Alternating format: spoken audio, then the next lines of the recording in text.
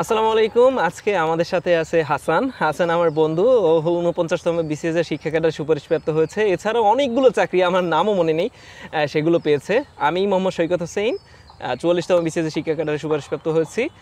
ওর জার্নিটা মূলত ৪৫তম বিসিএস থেকে শুরু হয়। সেই ৪৫ থেকে ৪৫ দিয়েছে, ৪৬ দিয়েছে, ৪৭ দিবে, এবং তার মধ্যে মধ্যে হচ্ছে ৪৯ ক্যাডার হয়ে গেল। আজকে হাসান সম্পর্কে আমরা জানবো। হাসান, তো তোমার হচ্ছে জার্নিটা সম্পর্কে আমাদেরকে বলো, যে আসলে তুমি কি কি চাকরি পেয়েছো এর মধ্যে। ধন্যবাদ সৈকত তোমাকে আমাকে সুযোগ দেওয়ার জন্য। আমি ৪৯তম বিসিএস এর শিক্ষা ক্যাডারে সুপারিশপ্রাপ্ত হয়েছি। এটা আমার ৭ম সুপারিশ। এর আগে আমি বিমান বাংলাদেশ এয়ারলাইন্সে জিএসএ পদে ৫ মাসের মতো চাকরিতে ছিলাম। আমার দ্বিতীয় চাকরি ছিল সহকারী গবেষণা কর্মকর্তা পদে জাতীয় স্থানীয় সরকার ইনস্টিটিউট। তৃতীয় চাকরি ছিল প্রভাষক পদে এনটিআরসি এর মাধ্যমে। চতুর্থত আমি হলো উপজেলা দারিদ্র্য বিমোচন কর্মকর্তা পিডিবিএফ এর সুপারিশপ্রাপ্ত ছিলাম। পঞ্চম চাকরি আমার ছিল সিনিয়র অফিসার হিসেবে বাংলাদেশ ডেভেলপমেন্ট ব্যাংক পিএলসি। এটা আমার ফার্স্ট চয়েস ছিল অ্যাকচুয়ালি। আচ্ছা। ষষ্ঠ চাকরি হলো আমার বাংলাদেশ লোক প্রশাসন প্রশিক্ষণ কেন্দ্র। এখানে আমি গবেষণা কর্মকর্তা হিসেবে সুপারিশপ্রাপ্ত আছি এবং শীঘ্রই এখানে জয়েন করতে চলেছি। এটা একটা সুখবর আমার জন্য। আর সপ্তমত হলো আমি ৪৯তম বিসিএস। আচ্ছা, মানে অনেকেই হয়তো এতগুলো শোনার পরে মনে করবে কি তুমি অনেকগুলো চাকরি পরীক্ষায় একটা পেয়েছো, তারপর আরো অনেকগুলো চাকরি পেয়েছো, তো দ্যাট মিনস হচ্ছে তুমি মানে অন্য আরেকজনের সিট খেয়ে ফেলছো। কিন্তু বাংলাদেশের যে সিস্টেম, একটু বলবা যে বাংলাদেশের সিস্টেমটা কি? আসলে হয়েছে কি, আমি যখন হচ্ছে বিমান বাংলাদেশ এয়ারলাইন্সে যখন যোগদান করার পরে ওখানকার যে কর্মপরিবেশ সেটা একটু ভিন্ন ছিল। অর্থাৎ আমার যে হচ্ছে একাডেমিক পড়াশোনা এক্সিলেন্স, এটা দেখানোর একটু সুযোগ কম ছিল তুলনামূলকভাবে। মানে তোমার অনুকূলে ছিল না? তো ওই জায়গা থেকে আমি প্ল্যান করলাম যে আমাকে হচ্ছে এমন একটা জায়গাতে যেতে হবে যেখানে গেলে আমি হচ্ছে একাডেমিক্সে যে আমার পড়াশোনা করলাম এটা যাতে হচ্ছে আমি সেই এক্সিলেন্সটা শো করতে পারি, বা আমার হচ্ছে ভালো লাগার যে ব্যাপারগুলো এগুলো যাতে হচ্ছে আমি বা এক্সপিরিয়েন্স গ্যাদার সেটা আমি করতে পারি। তো ওখান থেকে মূলত আমি হলো পরবর্তী জবগুলো যেগুলোতে আমার রিকমেন্ডেশন এসেছে সবগুলো ওখানে থাকাকালীন। তার মানে ব্যাপারটা এমনটা নয় যে আমি হচ্ছে এমনটা হয়েছে যে একই সাথে সবগুলো রেজাল্ট হয়েছে এবং পরপর হয়েছে, যে কারণে আসলে ওরকম ব্যাপারটা এমনটা ছিল না যে কারো সিট খেয়েছি বা এরকম কিছু। দ্যাট ইজ আমরা আসলে এই যে পাশ করে বের হয়েছি তাও তো 3 বছরের প্রায় হয়ে গেল। আমরা ওই পিলি দেওয়া শুরু করেছি, একটা পিলি টিকেছি, রিটেন দিয়েছি, রিটেন দেওয়ার পর 2 বছর 2.5 বছর পর রেজাল্ট দিয়েছে, বা 6 মাস পর রেজাল্ট দিয়েছে। আলটিমেটলি একদম শেষ দিকে এসে একাধারে সুপারিশ পাওয়া শুরু করেছো। আচ্ছা, তো আমরা হচ্ছে এখন তোমার একাডেমিক লাইফ সম্পর্কে জানতে চাবো, যে তুমি কখন আসলে এই কি টার্গেট ছিল, অনার্সে যখন ভর্তি হলে তখন কি টার্গেট ছিল, কখন আসলে এই চাকরির জগতে তুমি আসলে, একদম শুরু থেকে আমাদেরকে যদি একটু বলো। আচ্ছা, তো আমি হলো আমার এসএসসি ইন্টারমিডিয়েট আমি কমপ্লিট করেছিলাম বিজ্ঞান বিভাগ থেকে। তো এরপরে আমি ইউনিভার্সিটির জন্য অ্যাডমিশন করি। আমি এই ইউনিটের প্রস্তুতি নিয়েছিলাম। আমি হচ্ছে ঢাকাতে একটা কোচিং সেন্টারে ভর্তি ছিলাম। তো এরপরে দেখলাম যে আমার জন্য হচ্ছে এই জার্নিটা হয়তো কঠিন হবে। বিজ্ঞান বিভাগ থেকে বিশ্ববিদ্যালয়ে চান্স পাওয়াটা আমার জন্য ওই সময় মনে হয়েছিল একটু চ্যালেঞ্জিং। তো আমি তখন কি করলাম, কোচিং ছেড়ে বাড়িতে চলে আসলাম। 1 মাসের মতো হচ্ছে আমি বাড়িতে ছিলাম। সেখানে আমি ডি ইউনিটের জন্য প্রস্তুতি নিই এবং আমি হলো 3টা বিশ্ববিদ্যালয়ে পরীক্ষা দিয়েছিলাম: ঢাকা বিশ্ববিদ্যালয়, জগন্নাথ এবং বরিশাল বিশ্ববিদ্যালয়। ঢাকা বিশ্ববিদ্যালয়ে মিউজিকে সুপারিশপ্রাপ্ত হয়েছিলাম, কিন্তু ওখানে ভর্তি হওয়া হয় না। পরবর্তীতে বরিশাল বিশ্ববিদ্যালয়, এখানে আমি বাংলাতে প্রথমে সুযোগ পাই, পরবর্তীতে অটোমাইগ্রেশনের মাধ্যমে পলিটিক্যাল সায়েন্সে আসি। এবং পলিটিক্যাল সায়েন্স তুমি জেনে অবাক হওয়া যে পলিটিক্যাল সায়েন্স আমার সেকেন্ড চয়েস ছিল, যে কারণে আমার এইটা একাডেমিক লাইফে খুব সাহায্য করছে ভালো রেজাল্ট করতে। এমনকি এখান থেকে রেজাল্ট যেটা করেছি সেটা আবার পরবর্তীতে চাকরিতেও বেশ সহায়ক হয়েছে বলে আমি মনে করি। হ্যাঁ, তোমার তো এমনিতে ফেসবুক বলা, এমনিতে তো আমি জানি যে হচ্ছে তুমি ডিপার্টমেন্টের ফার্স্ট ছিলা। একটু বলবা যে আসলে একটা ডিপার্টমেন্টে ফার্স্ট হতে গেলে আসলে কি কি গুণাবলী লাগে আর কিভাবে লিখতে হয়, এটা আমরা একটু এই অনার্স লেভেলে একটু জেনে রাখি, যাতে আমরা পরবর্তীতে বিসিএস রিটেনেও কিভাবে এটা কাজ করছে সেটা যেন রিলেট করতে পারি।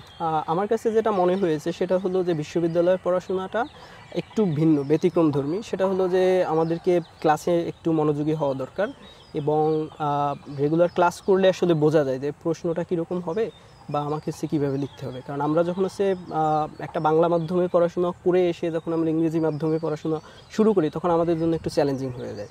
তো সেই জায়গা থেকে স্যারদের আন্তরিকতা, আমাদের হচ্ছে একাগ্রতা, পড়াশোনার প্রতি যে ভালোবাসা, এটা তো অবশ্যই দরকার। এবং আমার কাছে মনে হয়েছে যদি নিজে সহজ সরল প্রাঞ্জল ভাষাতে নোটটা করা যায় এটা মনে হয় ভালো হয়। তো যদিও আমরা হচ্ছে প্রথমে যখন আসি তখন হচ্ছে আমাদেরকে করতে হয় কি যে সিনিয়র ভাইয়ারা যারা ছিলেন, আপুরা যারা ছিলেন, তাদের থেকে নোট নিয়ে আসলে দেখতে হতো যে তারা কিভাবে করছেন, হ্যাঁ আমাদেরকে কিভাবে করতে হবে। একটা তো নির্দিষ্ট একটা প্যাটার্ন আছে যে এই প্যাটার্নে লিখলে নাম্বারটা একটু বেশি আসে। আর তথ্য তো সবাই মোটামুটি জানে, প্রেজেন্টেশনের ব্যাপার আছে, শুরু আর শেষের একটা ব্যাপার আছে। তো নোটে তুমি কি কি উপাদানগুলো রাখতা? নোটে এমনটা আমার স্ট্র্যাটেজিটা ছিল, আমরা হচ্ছে সচরাচর যেটা করতাম সেটা হলো যে একটা আমরা কোটেশন থেকে শুরু করতাম, দেন আমার হচ্ছে ইন্ট্রোডাক্টরি লেখাটা থাকতো। এরপরে মানে এইখানে মানে অনেকে মনে করে কি অনেক বেশি লিখলে মানে অনেক কিছু হয়ে যায়, ব্যাপারটা আসলে সেরকমটা না। প্রাসঙ্গিক লেখাটা অল্প লেখার মধ্যে আসলে অনেক কিছু প্রেজেন্ট করা যায়। তবে আমার একটা বিশেষ সুবিধা হলো যে আমার হচ্ছে হাতের লেখার স্পিডটা একটু ভালো, যে কারণে আমি খুব দ্রুত রাইট আপ করতে পারি। বা এমনও হয়েছে যে আমি পরীক্ষাতে লেট হলেও ওটা কভার করে চলে আসতে পারছি। আচ্ছা, এটা আমার জন্য একটা পজিটিভ দিক ছিল। আচ্ছা, তো তুমি তো হচ্ছে শিক্ষকতা ছিল হচ্ছে তোমার একটা পছন্দের জায়গা, এটা আমরা সবাই জানি। বিশ্ববিদ্যালয়ে প্রথম যারা হয়, প্রথম দিকে যারা থাকে, তাদের একটা ইচ্ছা শিক্ষক হওয়ার, বিশ্ববিদ্যালয়ের শিক্ষকই। তোমার কি মনে হয় যে কেন তোমার আসলে এই স্বপ্নটা পূরণ হয়নি, এবং আসলে ভবিষ্যতে কি রকম হলে আর কি আমাদের জুনিয়র যারা আছেন তাদের জন্য সুবিধা হবে? আমার কাছে আমি একটু বলি, সেটা হচ্ছে যে আমার একদম ছোটবেলা থেকে আমার হচ্ছে মন থেকে প্রত্যাশা ছিল যে আমি যাতে টিচার হতে পারি। মানে একদম যে থেকে আমি বোঝা শুরু করছি ওই থেকে হচ্ছে আমার ধ্যান ধারণা শিক্ষকতাকে কেন্দ্র করে। তো যখন হচ্ছে আমি ইন্টারমিডিয়েট কমপ্লিট করলাম তখন শুনতে পারলাম বিভিন্নভাবে যে যারা হচ্ছে ডিপার্টমেন্টে টপ 5 জনের মধ্যে থাকে তাদের হচ্ছে শিক্ষক হওয়ার সুযোগ থাকে। তো এই একটা মোটিভেশন আমার খুবই কাজ করছে, এবং আমি হচ্ছে খুবই ডিটারমাইন্ড ছিলাম যে আমাকে হচ্ছে টপ 5 এর মধ্যে যে কোনোভাবে থাকতে হবে। এবং এই লক্ষ্যটা আমাকে হচ্ছে সহযোগিতা করছে। আমাকে হচ্ছে যে আমি অনার্সে ফার্স্ট ছিলাম, মাস্টার্সে আমি দুর্ভাগ্যবশত সেকেন্ড হই। তো ওই কারণে প্রথম থেকেই হচ্ছে গোছালো পড়াশোনাটা শুরু করি। এবং আমি যেটা বললাম যে সহজ সরল ভাষাতে, প্রাঞ্জল ভাষাতে নোট করা, মানে অনেক খুব বেশি কঠিন নোট করে আমি এটা মুখস্থ করতে পারলাম না বা আমার জন্য হচ্ছে বোরিং লাগলো এমনটা না। আমি সহজ ভাষাতে নোট করব, সেটাই পড়ব, সেটাই আমি, অর্থাৎ আমি যতটুকু ইনপুট দিব আউটপুট ততটুকু আসবে। এটা ছিল হচ্ছে। আচ্ছা, এখন তুমি কবে থেকে এই যে বিসিএস এর লাইনে আসলে? কারণ হচ্ছে অনেকেরই প্রশ্ন, যেমন আমি আমার দিক থেকে বলি, সেটা হচ্ছে আমি থার্ড ইয়ার থেকে আস্তে আস্তে বিসিএস জানা শুরু করি। মানে এমন না যে আমি অনেক স্ট্র্যাটেজি জানতেছি, কোচিং করা শুরু করে দিছি। মানে আমি জাস্ট সাধারণ জ্ঞানের বইটি এনে দেখা শুরু করলাম যে বিসিএস কেমন। তো ওইটা আমার থার্ড ইয়ার থেকে শুরু। কিন্তু তোমার শুরুটা কখন হয়েছে, কেন হয়েছে, এবং হচ্ছে তুমি কিভাবে আগিয়েছো? আচ্ছা আচ্ছা, আমার ঘটনাটা একটু ইন্টারেস্টিং। সেটা হলো আমি যেহেতু বললাম যে আমার হচ্ছে ইউনিভার্সিটি কেন্দ্রিক ধ্যান ধারণা, আমাকে টিচার হতে হবে, এক কথাতে আমার এটাই ছিল, হচ্ছে আমার জগৎ বলতে এতটুকুই ছিল। তো পরবর্তীতে যখন হচ্ছে আমি দেখলাম যে আমার পারিপার্শ্বিক পরিস্থিতি, আমাদের তুমি জানো যে আমাদের নবীন ইউনিভার্সিটি, যে কারণে আমাদের জন্য শিক্ষকতা পেশাতে আসা একটু চ্যালেঞ্জিংই ছিল প্রথমত। এখন এনভায়রনমেন্টটা পরিবর্তন হয়েছে, যে সব কিছু পজিটিভ এখন, যে এখন যে কেউ চাইলে সেই দিকটাতে স্বপ্ন দেখতে পারে। কিন্তু আমাদের সময় যেহেতু নতুন ইউনিভার্সিটি ছিল, তো এই কারণে আমাদের জন্য একটু চ্যালেঞ্জিং ছিল। তো বিশেষত আমার যে মানে ড্রিমে যে পরিবর্তনটা বা চেঞ্জটা, এটা হলো হচ্ছে মাস্টার্স ফার্স্ট সেমিস্টারের সময় থেকে। তো মাস্টার্স ফার্স্ট সেমিস্টারে আমি দুর্ভাগ্যবশত একটা কোর্সে 65% মার্কস আসে। আমার হলো যত বড় পরীক্ষা বলতে আমি বুঝাচ্ছি এসএসসি, এইচএসসি, অনার্স, মাস্টার্স, কোনো পরীক্ষাতে আমার 70%-এর নিচে কোনো মার্কস নেই। তো যখন হচ্ছে আমি ওই একটা কোর্সে 65% মার্কস পাই, তখন আমি একটু এখান থেকে দ্বিধাদ্বন্দ্বে পড়ে যাই। যে আমার জন্য মনে হয় যে যদি আমি এর থেকে সিভিল সার্ভিসের দিকে যদি যোগ দেই বা ওই দিকে যদি আগ্রহ প্রকাশ করি, আমার জন্য হয়তো জার্নিটা সহজ হবে, যেহেতু নতুন ইউনিভার্সিটি বা এনভায়রনমেন্টটা নতুন। তো ওই জায়গা থেকে আমি একটু মুভ অন করতে শুরু করি, বাট নট নেসেসারিলি যে আমি হচ্ছে ফার্স্ট সেমিস্টারের পরেই বিসিএস এর পড়াশোনা শুরু করছি এরকমটা না। মূলত অনার্স শেষ করে তারপর হচ্ছে আমি এখানে শুরু করি। দ্যাট মিন্স তুমি হচ্ছে অনার্স শেষ করে তারপর হচ্ছে মাস্টার শেষ করে তারপরে তুমি বিসিএস এর মতো জায়গায় আসছো এবং খুব তাড়াতাড়ি একটা রেজাল্ট পেয়েছো। আর একটা বলছো যে সেটা হচ্ছে আমাদের ভার্সিটির টিচারদের কিছু তাদের পার্সোনাল বায়াসড বলবো বা হচ্ছে পছন্দ অপছন্দের একটা বিষয় থাকে, তখন হচ্ছে আমাদের নাম্বার কমিয়ে দেয় বা হচ্ছে এরকমই একটা জিনিস চলে, বা যাদের পছন্দ হয় তাদেরকে নাম্বার বাড়িয়ে দেওয়ার চেষ্টা করে। ঠিক আছে, তাহলে এখন হচ্ছে তোমার প্রিলি প্রিপারেশন তুমি কিভাবে নিয়েছো? মানে আমি এখানে আরেকটু কথা বলতে চাই, সেটা হলো যে আমি যে কথা বললাম যে আমাদের হলো মাস্টার্সের রিটার্ন পরীক্ষা শেষ হয়েছে নভেম্বর 2024। হ্যাঁ, তো ওই নভেম্বর 2022। তো ওই জায়গা থেকে তখন থেকে কিন্তু আমার হচ্ছে মানে বিসিএস এর ফর্মাল যে পড়াশোনা, এটা ওখান থেকে শুরু, ফর্মাল পড়াশোনা। হ্যাঁ, সাহিত্য, তারপর মানে এর আগে হচ্ছে তুমি করেছো, মানে করেছো বলতে যেমন তোমার একাডেমিক হচ্ছে পলিটিক্যাল সায়েন্স, সেখানে তোমার বাংলাদেশের কিছু জিনিস কাজে লাগছে। আবার হচ্ছে তুমি হয়তো বা ওই যে টিউশনি করেছো সেখান থেকে, সেটাও আমরা সামনে বলবো। আমরা হচ্ছে পিলি প্রিপারেশন নিয়ে আসি এখন। ডিরেক্টলি আমি তোমাকে সাবজেক্ট বলবো, সেই সাবজেক্টে হচ্ছে তুমি কোন মানে একদম ডিরেক্টলি তুমি অনেস্ট অপিনিয়ন দিবা যে হচ্ছে আমি এই বইটি পড়েছি, এই বইটি আমি এইভাবে পড়েছি। তো আমি প্রথম বলতেছি যে তুমি বাংলা প্রিপারেশন কিভাবে নিয়েছো, বাংলা সাহিত্য এবং বাংলা ব্যাকরণ পিলির জন্য। বাংলাতে আমার তো হলো 45 আছে, মানে ওইভাবে বলতে গেলে ফার্স্ট বিসিএস। হ্যাঁ 45 আমি অংশগ্রহণ করছি, কিন্তু তখন আমার ধ্যান জ্ঞান এটা কেন্দ্রিক ছিল না, সিভিল সার্ভিস কেন্দ্রিক ছিল না। 45 হচ্ছে আমার, কিন্তু এইটার পেছনে একটা গল্প আছে। বাংলাতে যে আমার হচ্ছে আমার 5টা জায়গাতে আমার একটু স্ট্রং জোন। বিসিএস প্রিলিতে যদি আমি 5টা জায়গা কি কি? প্রথমত হলো বাংলা ব্যাকরণ, দ্বিতীয়ত হলো ইংরেজি লিটারেচার, ইংলিশ লিটারেচার, তৃতীয়ত হলো ম্যাথ, চতুর্থ হলো মেন্টাল অ্যাবিলিটি, আর হলো বাংলাদেশ বিষয় বলি। এখন এগুলো কেন সেটা আমরা আলাপ করব, তুমি হচ্ছে কেন সেটা বলে দিও। এখন বাংলাটা কেন তোমার স্ট্রং জোন সেটা বলো। ওকে, সো বাংলাতে আমার যে স্ট্রং জোন এটা আসলে শুরু হয়েছে টিউশনের মাধ্যমে। তো আমি হলো বরিশাল বিশ্ববিদ্যালয়ে শেখাই নামে একটা প্ল্যাটফর্ম ছিল, ওই প্ল্যাটফর্মের সাথে আমি যুক্ত ছিলাম। তো ওখান থেকে আমি ফার্স্ট একটা টিউশন পাই ক্লাস 8-এর। তো ওখানে আমাকে পড়াতে হতো বাংলা দ্বিতীয় পত্র, বাংলাটাই পড়াতাম আসলে, বাংলা, তারপরে বাংলাদেশ ও বিশ্ব পরিচয়, আর মাঝে মধ্যে আইসিটি দেখাতাম। এই 3টা সাবজেক্ট মেইনলি ছিল। তো তখন হচ্ছে বিভিন্ন টিচাররা বরিশালে পড়ান, তো ওনারা ভালোই পড়ান নিশ্চয়ই, কিন্তু হচ্ছে তাদের একটু ফিটা একটু বেশি তুলনামূলকভাবে। তুমি কম ফি নিয়ে পড়াতা? আমি একটু আমি আসলে টাকা অঙ্কে আসলে কখনো টিউশনকে পরিমাপ করি। আচ্ছা, সে বিষয়টা আমরা পরে আসবো। তো এখন ওই জায়গাতে হচ্ছে শুরু করলাম পড়ানো। তো আমার স্টুডেন্টের নাম ছিল ফাহাদ, ওকে পড়ানো শুরু। ও হচ্ছে জিলা স্কুলের স্টুডেন্ট ছিল। তো আন্টি আমাকে একদিন বলেছিলেন যে হচ্ছে স্যার আপনার পড়ানোটা ভালো। তো এইটা আমার জন্য তোমাকে একটা বুস্ট দিছে যে আসলে না আমি তো আমার পড়ানোটা ভালো, দ্যাট মিন্স আমি হচ্ছে এটা ভালো করতেও পারি সামনে। তো তুমি বাংলার প্রিপারেশন ছিল এইটাই, তো তুমি মানে সোর্স বই হিসেবে কি ব্যবহার করেছো? ওইখান থেকে হচ্ছে আমি আসলে যাত্রাটা আমার শুরু, এবং আমি ওকে যখন পড়াতে যেতাম তো ওরে পরবর্তীতে আমি এসএসসি পর্যন্ত পড়িয়েছি। তো এইটা শেষ করার পরে এইটাও ভালো রেজাল্ট করে, পরবর্তীতে 9-10-এ ওকে আমি পড়িয়েছি। তো ওই সময় আমি যখন পড়াতে যেতাম, তো আমি হচ্ছে 9-10-এর মূল যে বইটা, বোর্ড বই যেটাকে আমরা বলি, এটা আমি খুব ভালোভাবে আয়ত্তে নিয়েছিলাম। আচ্ছা, মানে আমাদের যে 9-10-এর যে বোর্ড বই, এটা তো মানে একদম সোর্স। অনেকে মনে করে কি ছোট বই, তো এটা তো আমাদের পড়তে আমাদের বড় বই পড়তে হয়। তো অ্যাকচুয়ালি আমাদের একটা মিনিমাম বেস লাগে, তো সেটাই কিন্তু আমার ক্ষেত্রেও একই জিনিস। আমি হচ্ছে 9-10-এর নতুন বই আর পুরাতন বই, এই দুইটার হচ্ছে যখন আমি পড়া শেষ করেছি তখন দেখতেছি ম্যাক্সিমাম পরীক্ষা হচ্ছে যদি হুবহু কমন দেয় এখান থেকে চলে আসে, বা এখান থেকে ভালোভাবে পড়লে চলে হয়ে যায়।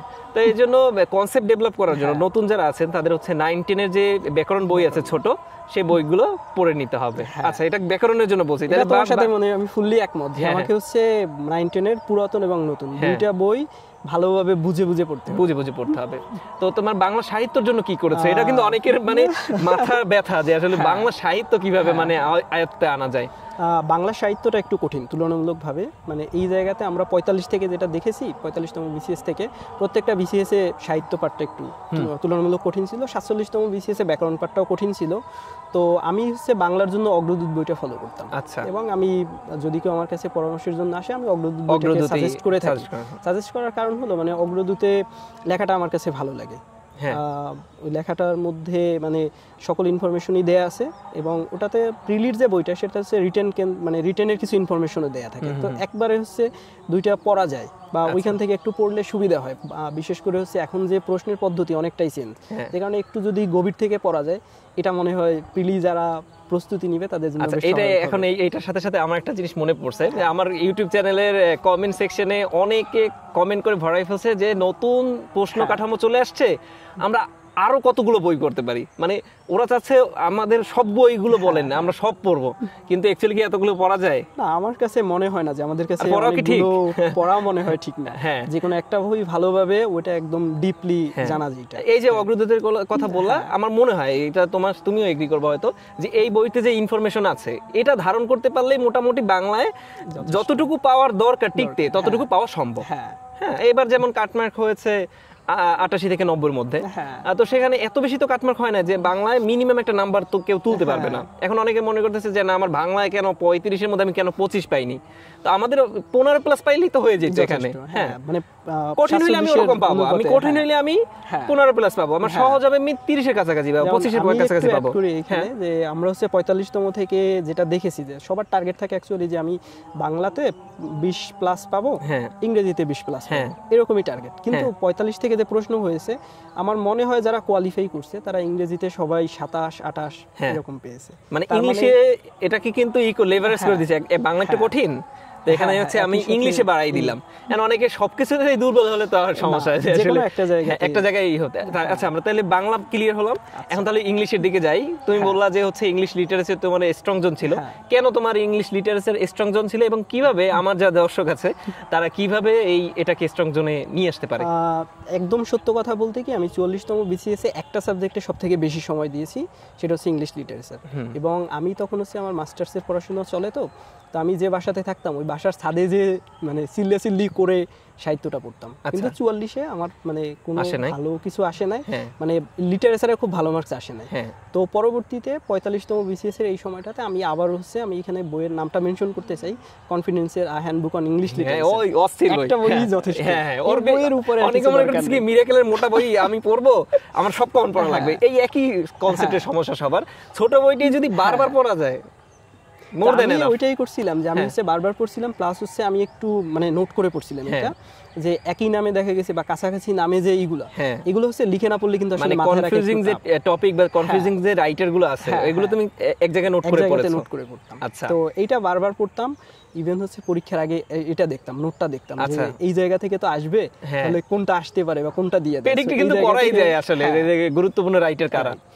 আচ্ছা তো তুমি এইটা বলছো, এখন হচ্ছে আমরা লিটারেচার যাই, আমরা এই ইংরেজি ব্যাকরণের দিকে যাব। ইংরেজি গ্রামার কিভাবে ভালো করা যায়, এটা আমি জানি তুমি ভালো, এই জন্য তোমাকে ওইটা জিজ্ঞেস করতেছি না তুমি কিভাবে ভালো করছো, কিভাবে ভালো করা যায় একটা স্টুডেন্টের পক্ষে। আমার কাছে যেটা মনে হয়েছে সেটা হয়েছে কি যে আমরা আসলে অনেকে হয়তো বুঝতে পারে না যে কোন জায়গাতে জোর দিতে হবে বা কোন জায়গাতে হচ্ছে আমাকে ফোকাস করতে হবে। আমার কাছে মনে হয়েছে যে বেশ কিছু টপিকস থেকে প্রশ্নগুলো করা হয়, অর্থাৎ এইখানে 45তম থেকে আমার কাছে যেটা মনে হয়েছে সেটা হচ্ছে বেসিকস আর স্ট্রং, যে হচ্ছে ব্যাকরণটাকে ভালোভাবে বুঝতে চেষ্টা করছে সে একটা ভালো নম্বর পেয়েছে। এবং যেটা আমি আগেই বললাম যে ইংরেজিতে 27-28 পাওয়াটা মোটামুটি একটা ভালো মার্কস ছিল বা মোটামুটি পাওয়া সম্ভব ছিল এরকমটা। যেমন হচ্ছে আমরা দেখেছি প্রশ্ন কোন জায়গা থেকে হয়, পার্টস অফ স্পিচ থেকে আসে, নাম্বার, জেন্ডার, ক্লোজ, ফ্রেজ, মানে যেটা মূলত বিসিএস এর একটা ছোট সিলেবাস আছে, ওই সিলেবাস থেকে মোটামুটি ঘুরে ফিরে কিন্তু প্রশ্ন চলে আসে। মানে কিছু জায়গাতে জোর দিলে হয়। যেমন আমি হচ্ছে ব্যক্তিগতভাবে একটা জায়গায় একটু মানে দ্বিমত করি বা আমি হচ্ছে আমার একটা ফিলোসফি ধারণ করি, সেটা হচ্ছে যে অ্যান্টোনিম সিনোনিমে আমার মনে হয় না খুব বেশি সময় দেওয়া দরকার, বা যদি কেউ দিতেছে আমি তাকে ডিসকারেজ করি না, সে দিতে পারে, কারণ হচ্ছে আমাদের তো ভোকাবুলারিটা দরকার। ভোকাবুলারি যদি সমৃদ্ধ হয় তাহলে ফ্রি হ্যান্ড রাইটিংটা অটোমেটিক ভালো হয়। তো এই জন্য ভোকাবুলারিতে সময় দেওয়া যায়, অ্যান্টোনিম সিনোনিমে কেউ চাইলে দিতে পারে। কিন্তু অ্যান্টোনিম সিনোনিমে যে সময়টা আমরা দেই, এই সময়টা যদি হচ্ছে ব্যাকরণের বাকি 15টা আইটেমে আমি দেই সিলেক্ট করে, তাহলে এখান থেকে আরো বেশি ভালো হয়। এটা তুমি ঠিক বলছো, এটাও আমি অনেকে দেখছি যে হচ্ছে সাইফুরসের মোটা বই, এটা আমি আগে একটা ভিডিওতে বলছি যে সাইফুরসের মোটা বই অনেকে নিয়ে বসে, যে বইটা 6 মাস থেকে 1 বছরে শেষ করা সম্ভব না, এবং শেষ করেও তুমি গ্যারান্টি দিয়ে বলতে পারবে না পরীক্ষায় 3টে আসছে সেখানে 3টে আমি কারেক্ট করতে পারবো।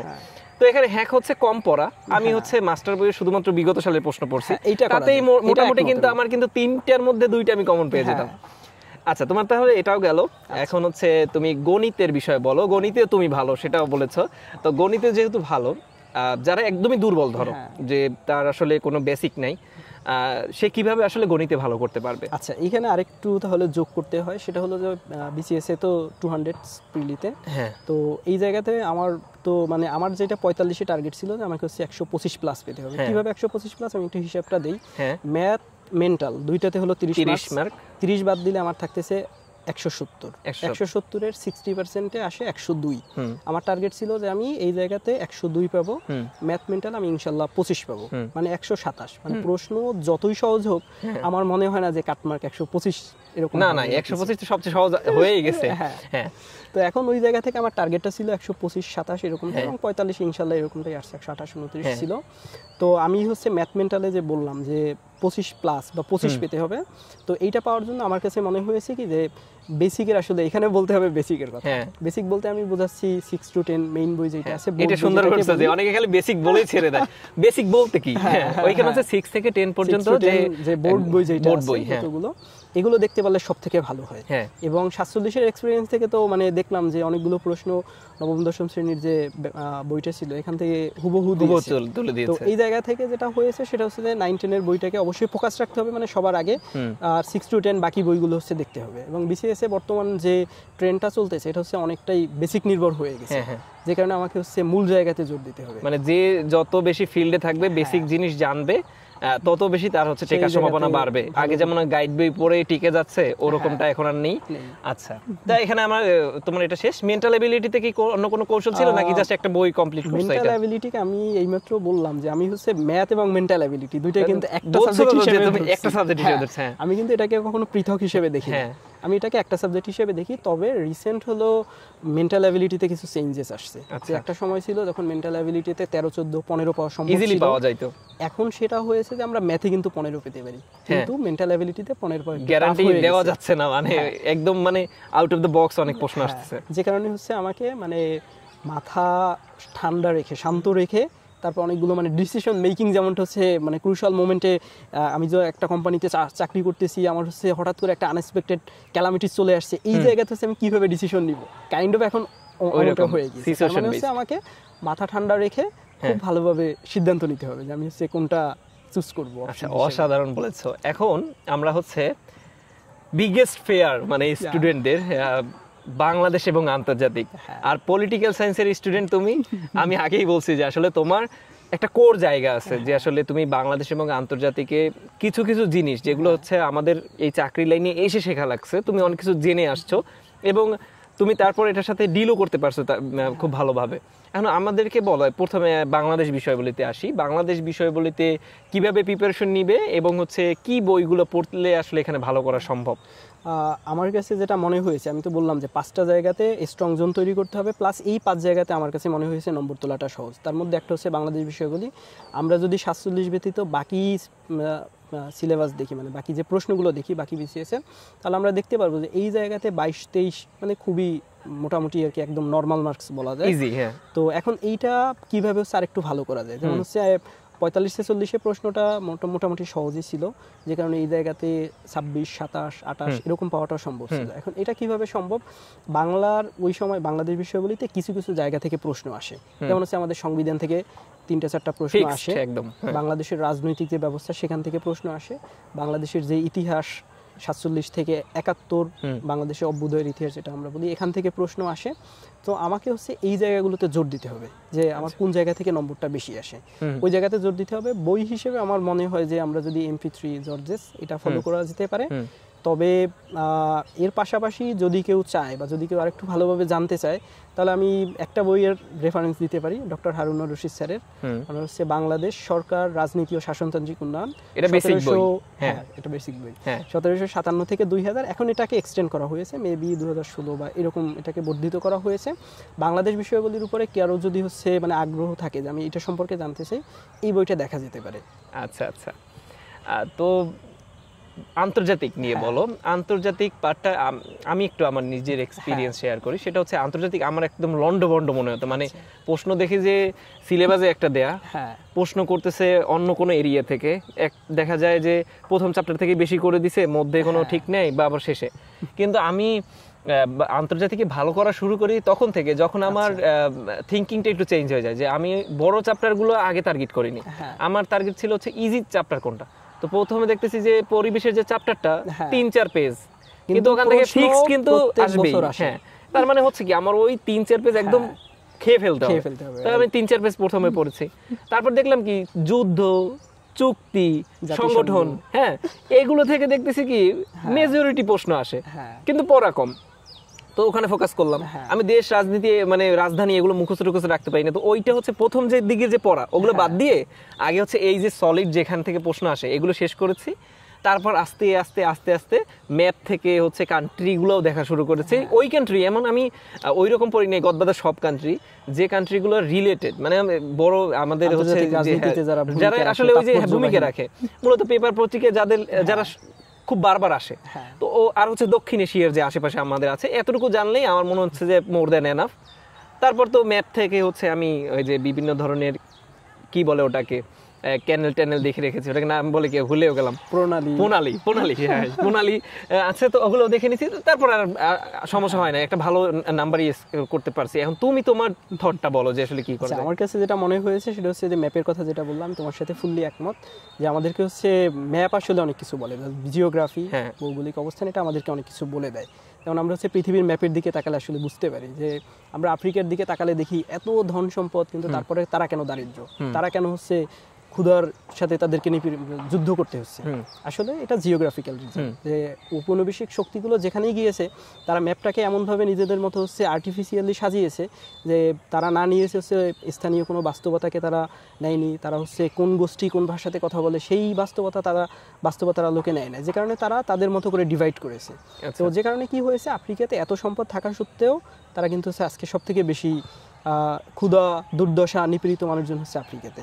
আবার আমরা যদি হচ্ছে ভারতবর্ষের যে ভূখণ্ড সেটাও যদি তাকাই তাহলে দেখা যাবে র্যাডক্লিফ ওনার হচ্ছে খুব একটা ধারণা ছিল না আসলে যে ভারতবর্ষে কোন জনগোষ্ঠী কোন জায়গাতে বসবাস করে। তো এইটা বলার রিজনটা হলো এইটা যে জিওগ্রাফি আসলে আমাদেরকে অনেক কিছু বলে দেয়। তো এই জন্য হচ্ছে ম্যাপ স্টাডি দেন হচ্ছে আর কি বই পড়া যেতে পারে, কিভাবে পড়া যেতে পারে। আমার কাছে এখানে মনে হয়েছে যে আমি জর্জেস MP3 এর কথাই বলবো, কারণ এই জায়গাতে আসলে খুব বেশি ইনফরমেশন দেয়া নাই। খুব বেশি ইনফরমেশন বলতে আমি বোঝাচ্ছি মানে প্রয়োজনের অতিরিক্ত কিছু নাই। আচ্ছা, যতটুকু দেয়া আছে এতটুকু ভালোভাবে কেউ পড়তে পারলে। অনেকে মনে করতেছে কি যে হচ্ছে আমাদেরকে বলেন আরো পড়ি, মানে আমি আবারও রিপিট করতেছি যে ম্যাক্সিমাম মনে করে কি যে আমরা মনে হয় বেশি পড়লেই আমরা টিকবো, কিন্তু কম পড়ে ওইটা ধারণ করাটা কিন্তু ইম্পর্টেন্ট।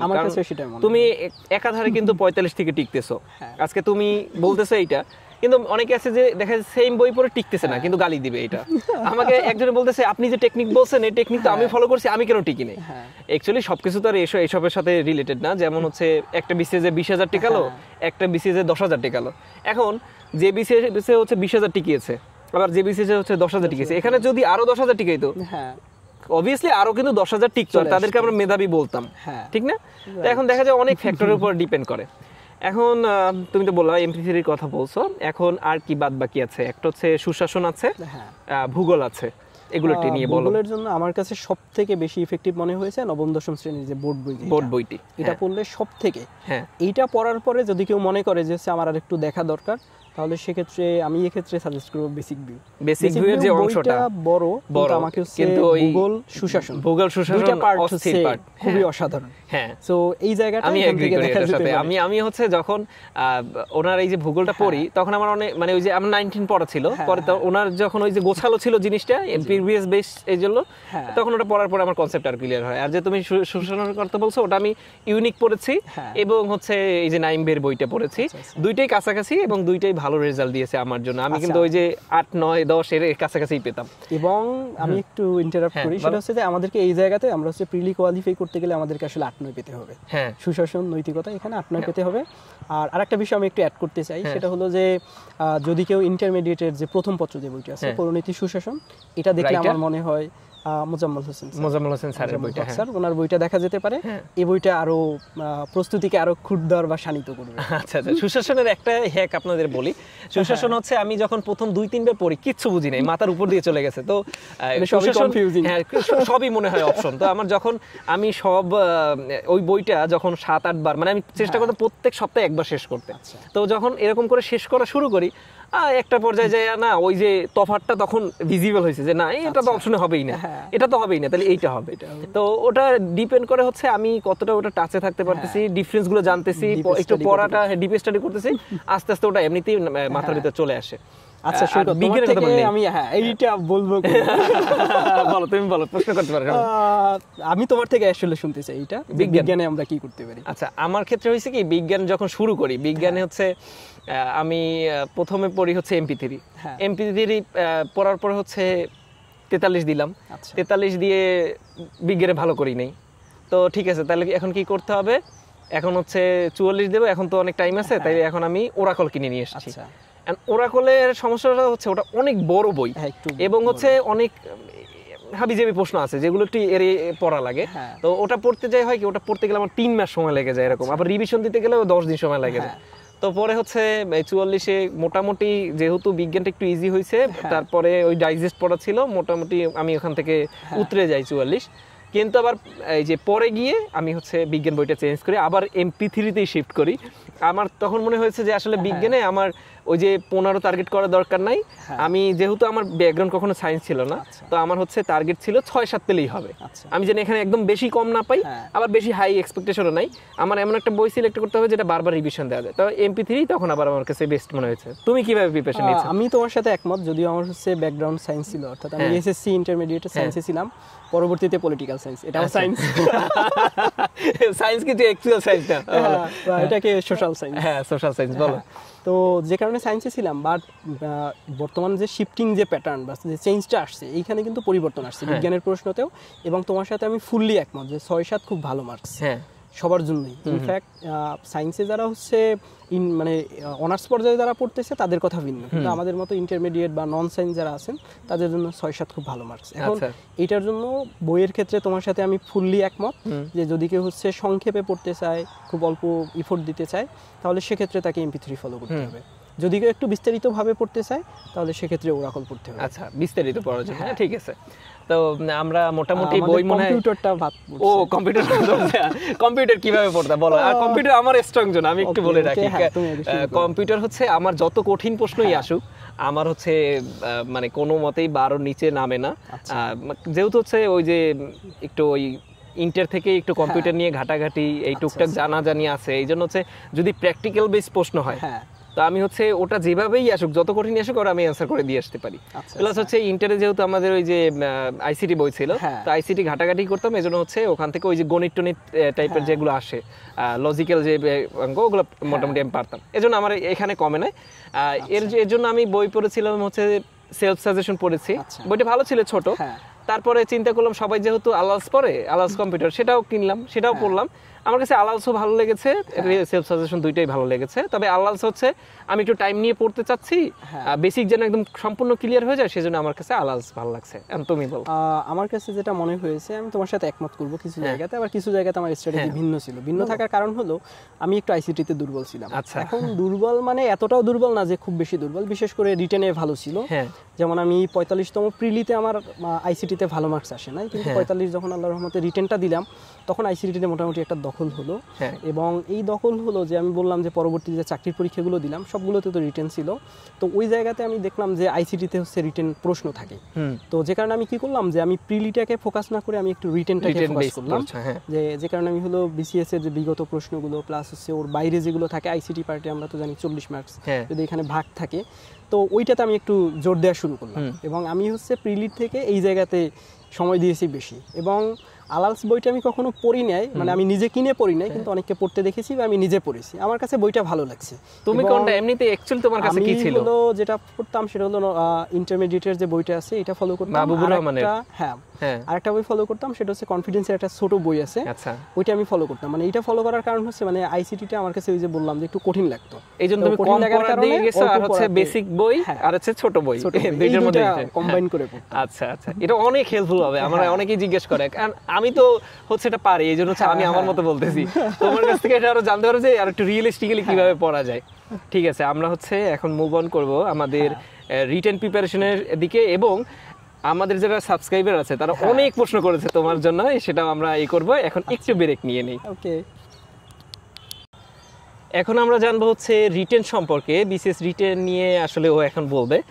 আমরা প্রথমে বাংলা থেকে শুরু করি, কিভাবে বাংলা প্রিপারেশনটা নিলে খুব ভালো হয়। আর এটা অবশ্যই মাথায় রাখবা, সেটা এখন তো জানো যে 2 মাস, 2.5 মাস, 3 মাসের মধ্যে সময় দিবে, এজন্য রিসোর্স যত কম রাখা যায়। আচ্ছা, আমার কাছে যেটা মনে হয়েছে, আমি বাংলার জন্য অগ্রদূতটা ফলো করছিলাম। বাংলাতে কয়েকটা জায়গাতে নম্বর তোলা একটু সহজ, যেমন হচ্ছে ব্যাকরণ যে 30 নম্বর থাকে, এইখানে নম্বর তোলা সহজ। তার মানে আমাকে এই জায়গাতে ফোকাস করতে হবে।